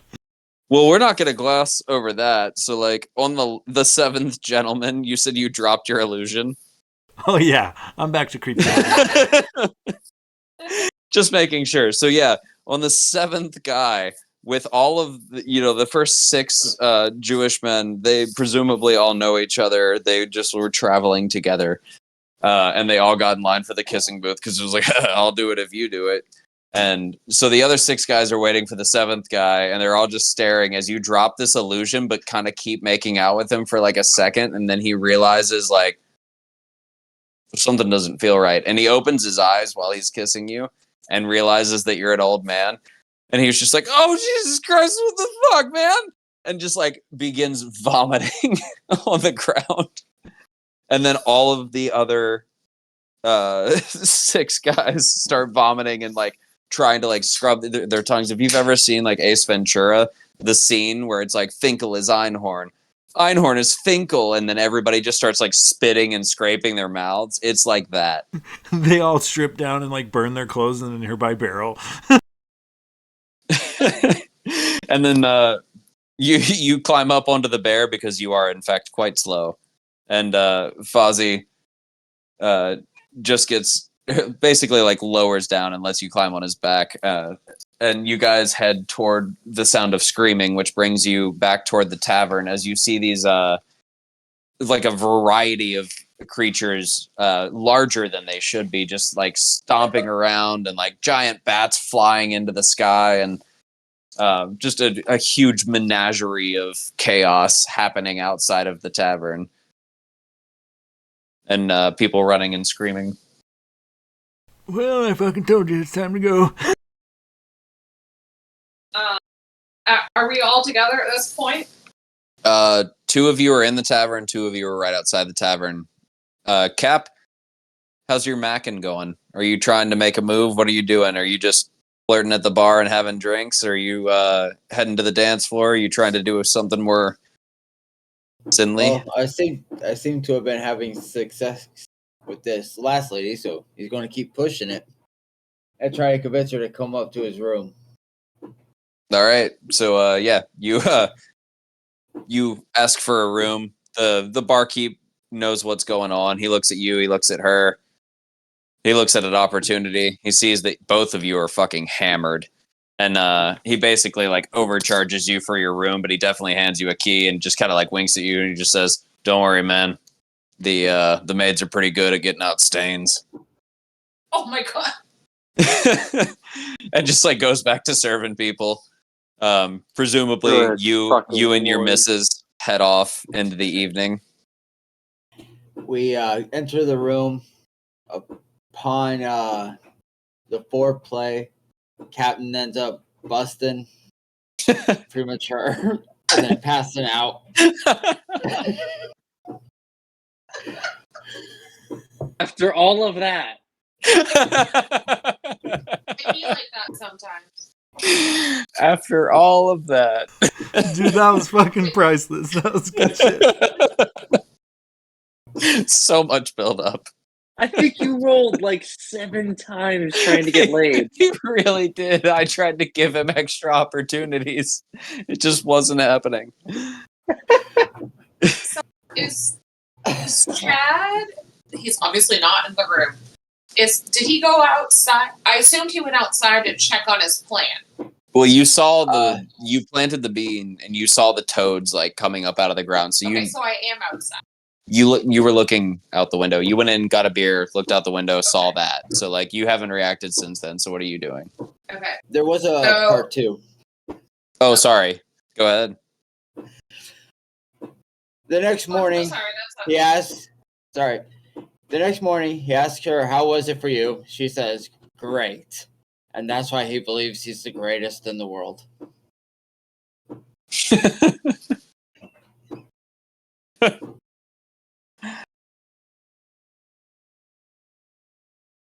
Oh.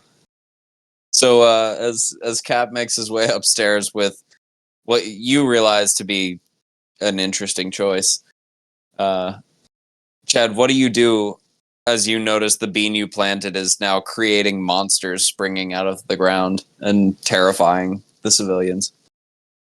well, now I feel like a dick for trying to interrupt. But what Chad would have done the night before, it started very badly playing Closing Time on his guitar, screaming really loudly that he assumes would be like the group call for everybody to gather them and then all sprint to leave this Meadowbrook, whatever it's called, fairground, and take refuge in Buddy the dog's cave. Okay. That's what I was trying to do. Fair enough. I mean, we're going through like how everybody's basically ending their nights. So, R.I.P. the sex maniac. well, it just means you must have lost Cap. Like he went upstairs and you're playing everybody else out. So Chad is playing Closing Time, realizing that he is set monsters upon the town accidentally in an attempt to go green by planting beans. So how do Anthony Hopkins and Olash react as they walk up to the tavern with all the creatures around? You see Chad in the window at the tavern looking out there with big eyes, realizing what he's done, and like clearly playing music. You might faintly hear closing time. I think Olash would probably be like super nonchalant, like, being a wizard, things turn into monsters all the fucking time. It's like, oh, that's happening. Like he's just like casually. In fact, he's packing a wood pipe from some of that weed he stole off that guy, and he's just taking some big old rips as he casually rides this bear, totally assuming that Anthony is in control and leading the ship. And Anthony Hopkins, what are you doing as you march your bear and his very high elderly passenger? Sorry, rating was in the room. Are we leading it into where the monsters and shit are? You guys were If you walking want.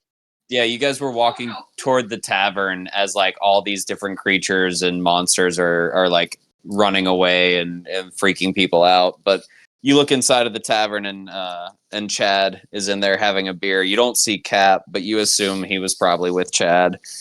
So you guys are like walking toward the tavern as people were running away and a bunch of creatures are flying away. And you notice like after a short amount of time, the creatures just like turn into pink smoke and kind of like disappear. But are you just like marching your bear right into the tavern? Well, feeling guilty about how I got about getting Fozzie, I go into the tavern, hoping to drown my sorrows and try to feel better about how I acquired Fozzie. So yes, I will go into the tavern. Is Fozzie following you into the tavern? Yes, he is. Roll me animal handling just to see how well behaved Fozzie is inside of the bar, because he's a fucking grizzly bear. You got a 10. Yeah, 10? Yeah. Okay, he's a bear. He's not like shitting on the floor or eating people, but like he's making himself at home. He's like scratching his back on one of the like pillars that are holding up the ceiling and kind of making the floors creak a little bit. Like you're not quite sure if he's gonna knock the building over. Dakota, I assume like drinking mead out of leftover like empties. Yeah, like he's knocking over like any cup he can reach on the tables and stuff, but the barkeep's like a little freaked out and too scared to say anything. Does Olash, I assume you climbed down off the bear and made your way inside the tavern as well? Oh yeah, I'd probably ride the bear into the tavern and then slide off and get myself comfy at the bar, order a couple drinks. On account I want a shit ton of money when Anthony Hopkins whooped that boar's ass, so I would probably order like a fancy bottle of wine and then like drink it all by myself, all wizardly and brooding. I like it. You guys also notice as you settle into the bar and you get a couple, like a nice bottle of wine, maybe some mead or some ale for you, Anthony Hopkins, maybe some mead for the bear since he's big on honey and he can drink you all under the table. And you guys are enjoying your drinks, and you see Chad realizing that he is the one that kind of like set the monsters on the town, but they disappeared and like things are kind of weird, but nobody seems to have noticed. But he's playing closing time, which you all would know is like your pre-discussed, like, oh shit, time to leave town. How do you react? Do you just keep drinking your drinks? Do you get ready to go? You haven't seen Cap yet. You don't know where he's at. This is like a fight or flight, or like just kind of ride things out and like nobody seems to have noticed. I'm just gonna have my drink. Well, I know Hopkins, being the oblivious little fucking sunflower that he is going to revel in his victory over the boar, and he's going to continue drinking.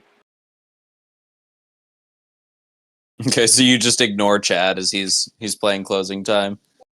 Yep. thinking I'd play it before the explosions of the animals, but Well, you wouldn't have known that it was coming because you don't know what you're getting out of the beans. So, like, theoretically, you would have seen the beans, like monsters coming out, and been like, "Closing time!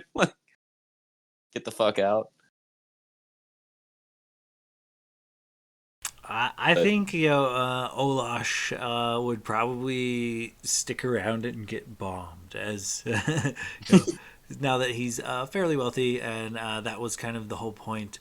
As he kind of like scans the crowd, hopefully his manservant Claude he can find at this festival and then return home for a leisurely life of eating eggs. I found it funny because I know you said scams the crowd, but I thought you said scam, like SCAM, and I was like, oh, classic. Oh, wow. Scamming people. Based on a luck roll, through the crowd, almost as if it were fate, wearing, I came to Meadowbrook, and all I got was this stupid t-shirt. But looking like, almost like a guy who's too refined to be wearing a t-shirt, and he's like clearly taking the first vacation he's had in decades. You see Claude. I immediately run into his arms and just kind of like leap into them. And Claude catches me in his big, strong manservant arms. And I weep. I begin to weep. I'm like, Claude, I hate it here. Take me home. Make me some eggs. And as Claude assures me everything's going to be all right, and pulls a hard-boiled egg out of his pocket, and I replace the thumb I've been sucking on with now this egg. As Claude, I direct him to carry me out into the sunset in the direction of home. That's just beautiful, sir. I couldn't have said it better myself.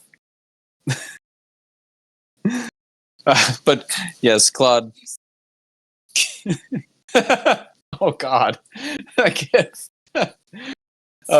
Claude picks you up and you pop a fucking hard-boiled egg in your mouth, and he just like walks to the door, looks you deeply in the eyes, kicks the door open, and he just says, "Let's go home, sir."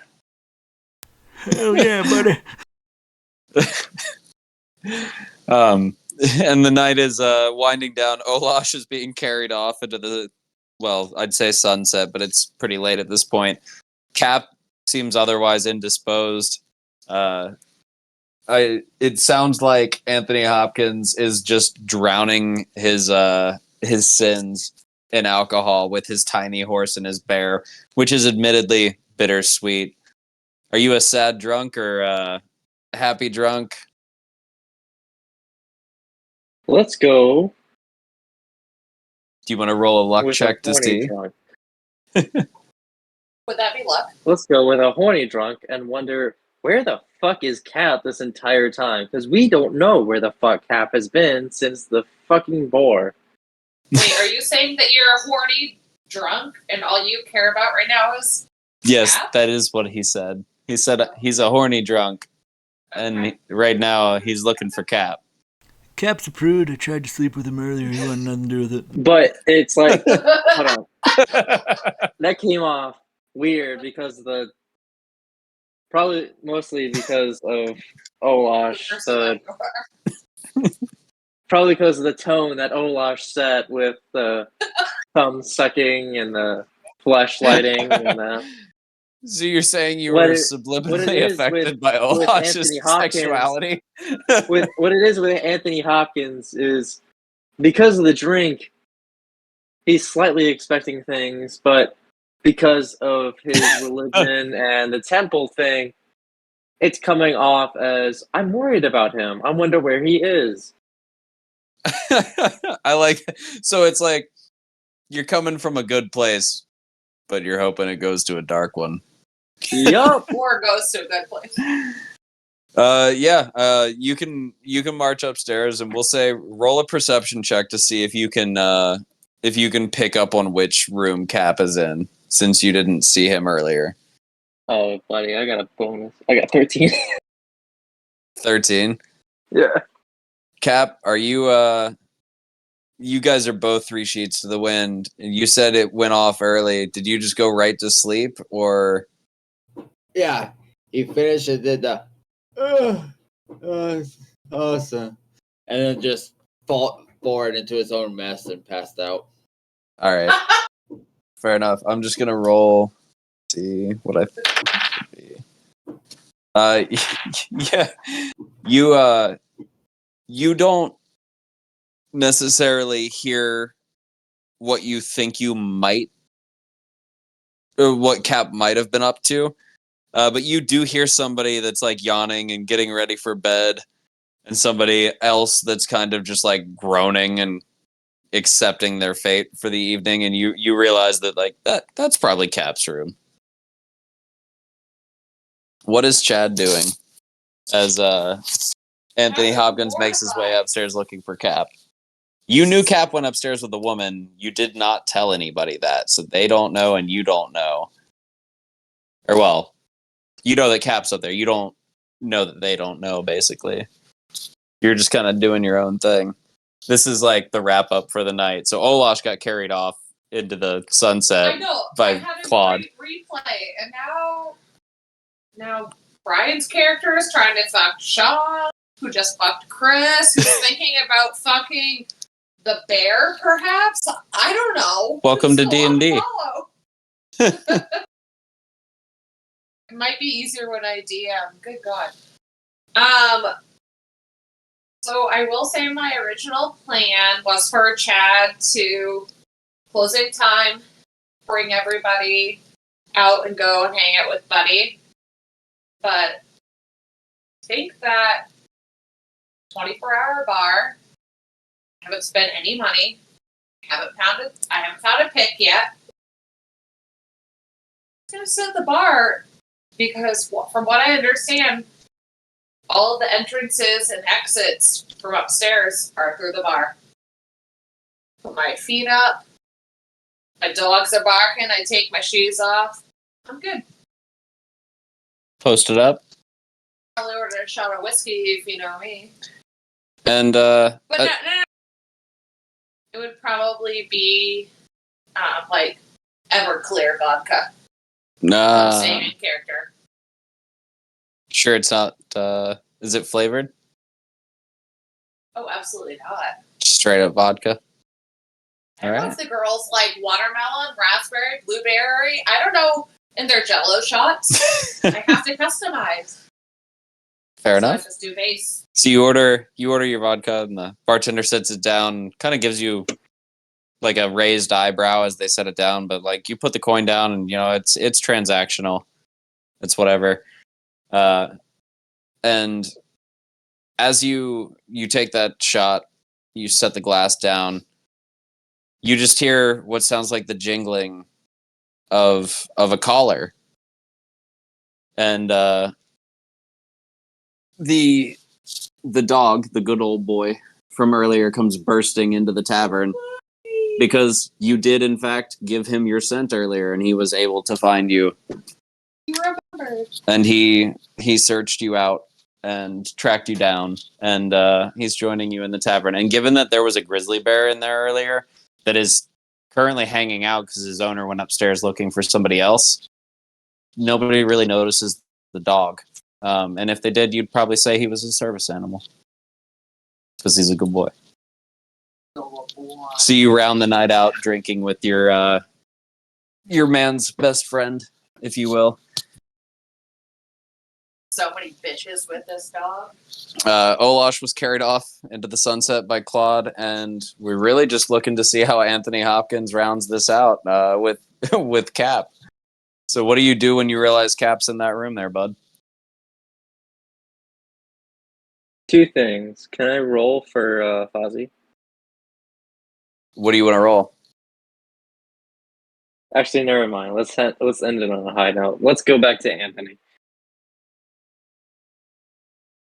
I was gonna ruin everybody's fucking dreams and go, well, why doesn't Fozzie eat the dog? He was a Oh bear. God. Oh God. Oh no, I would fight. Fuck off. Yeah, the night would end on a freeze frame as the entire party starts to fight you. No, and that's why I Which was like, all right, let's you go back have to the power to Anthony. do. It's a one shot, so like nobody's I was telling like- you you can't. I was about to enter into the chat going, prepare for the worst. I actually had that thought when I was like, I'm gonna bring the That's dog why I'm back not the because that's a only good one going, callback. And I was like, there's a grizzly fucking bear. in there. Yeah, in my head, I was like, there's a fucking bear in that bar. Like Brian could get weird and try to eat the dog. And of course, you brought it up, so I was not wrong to think that.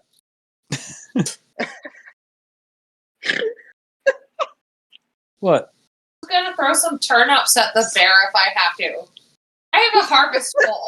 That's a lot. So I assume the bear does not eat the dog, but probably just gets like hammered on meat and passes out in the fucking tavern. Yeah, he's already snoozing. Let's go with that. Yeah, I'm not gonna fucking ruin everybody's night. Bear's turn radiuses suck too. And so how do you address Cap? So, did I find him in the room or no? Your sexual You conquest? you would have noticed, like you were able to discern which door he was behind. Okay. Well, is the door locked? You can try the door. I'll Chris, try is the the door. door Chris, is the door locked?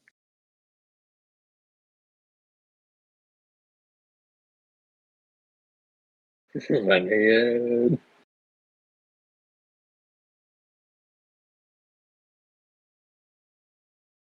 He just rolled a 2. Nope. That door is not locked.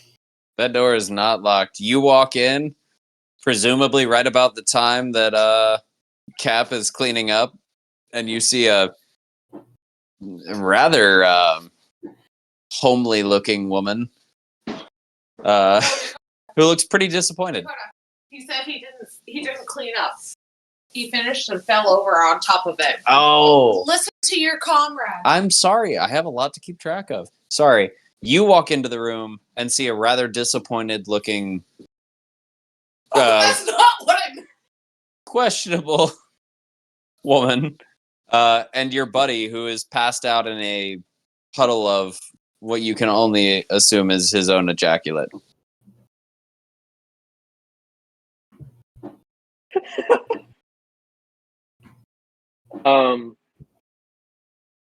So Anthony Hopkins, being the religious monk that he is this later into the night, you said? Yeah, this is late in the Okay. evening at this point. Okay. Still drunk, but still just read the chat.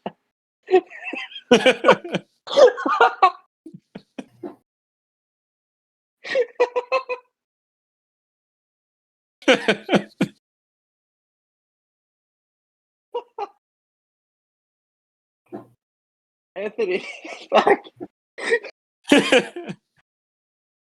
Anthony Hopkins. He may be drunk, however, with being a monk, he's pretty attuned to being on the business end of the bottle. He realizes that despite all the good things that happened today, he did have that he did sin today. He did go against his religious beliefs. So, as he sees Pap and his bodily fluids, sees the woman, the homely woman that, even though disappointed, he did have sexual relations with. He looks back at Cap looks him in the eye and he goes, "Nice." And then leaves and closes the door. And that is the night for Anthony Hopkins. And so ends the tale of Captain Mozzie and his motley crew. Olash, the borderline sexual predator / drug dealer. Anthony Hopkins, the quiet, reserved, morally questionable monk. And Chad, about as beta as they come. And then I imagine the camera fades out looking through the window of the tavern and off into the sky and Finn. And then it's just like, as it goes through like the what's it called? The ending credits. It's just a little clip of Fozzie going through his stand-up routine. Like, what did the barbarian say when he was given a parachute? I don't need no stinking fly spell. What do you call a bard who is also a painter? A minstrel. I took notes with my broken finger. All I have is like everybody's screen name and who they're actually called. And then for my bio sheet, I have written, guess I'm a douchebag, name Chad, plays acoustic guitar, have to tell everybody about my micro penis, have magic beans, good with animals, really bad at sports, probably would trip over anything, has a bunch of turnips. So really, I captured all of myself. It sounds like a y'all. successful one shot. Yeah, that was super fun. Thanks for running it, Dakota. That was a good one. Can I say something that like happened earlier in the one shot that I was kind of hoping would bridge a part over to my background, but I didn't say anything because I wanted to just like hear it out. Was when he was like fucking that god. I forgot about that. Yeah, like the demigod, and I was like, oh, if I stayed with them, would it happen to like kind of pair with my background, and he would be fucking Kermit? There was the potential, yeah. If you had opened the box and drawn those cards, yeah, your like, celestial experience probably would have been a little different. Yeah, I'm like, in my head, I was like, it's good. It's he's good to me, fucking man. like an otherworldly being. I was like, oh my god, I'm the only one that follows a religious figure, and he's fucking a god right now. Yeah, and this asshole's having a religious experience, an out of body sexual experience with a demigod. You're the only one that actually appears to be religious. Yeah, and I was like, would this have been catered towards me? Because I was like, oh man, fucking Kermit would have been fucking hilarious. Yep. The dice tell a story, my friend. I'm glad we finally got to bring you in for one of these. Hopefully you enjoyed. This was one of the most fun experiences I've ever had in general. This was funny as hell. Well, we do this pretty often, so I'll keep you posted when we need subs. Hopefully we can catch you when you're in between job sites. But it sounds like everybody had a pretty good time. I think you guys actually were like, you were manageable chaos tonight, as opposed to normal, just like pure chaos that's hard to make sense of, and told a pretty solid fucking story. Yeah, I was honestly expecting this to be way more confusing. This was a lot more fun than I thought it would be, and Yeah. I was very pleasantly surprised. It helps when there's not like combat the first time that you try it out. These role play sessions where nobody like really got in a fight,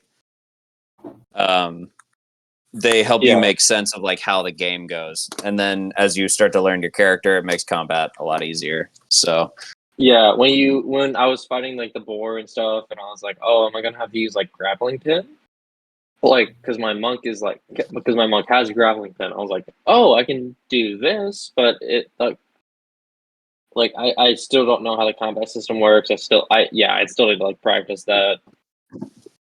But yeah, I mean, the combat system in D&D, it works like Baldur's Gate, so you can put 2 and 2 together. I think you'd be perfectly fine. Really quick, Yeah, go for it. can I just thank you guys for letting me join? I'm having a surgery tomorrow that's been very stressful for me, and so it's been a wicked nice to just have a discretion.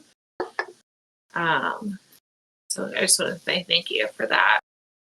It would have been really hard to just be like here organically sitting around after I finished class and waiting like 18 hours for my surgery. So thank you, and I appreciate it. And I'm also fine, but thank you. Hey man, the Oh, more it's the always merrier. fun. We always love playing with people, especially we don't get to play with new players very often. We kind of have like almost like a closed club, so it's always fun to play with new players and get new experiences, for sure. I'd love to do another like a spooky one shot. Well, we got to finish up the haunted house. Jay has Yeah. to torment. Yeah. Oh God, what was Anthony's character's name? I can't remember, but he has to Regis? torment him with his giant penis. Was it? Would it start with an R?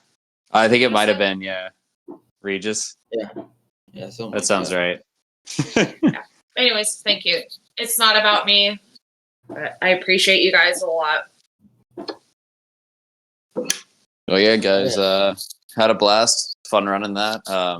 Thank you for the chaos and the laughs. You guys definitely went the darker route, set the tone early, and rode that out, and I thoroughly appreciated it. That was incredible. I appreciate you guys letting me join. Buddy, I'm glad I was able to be here for your first time. Giggity.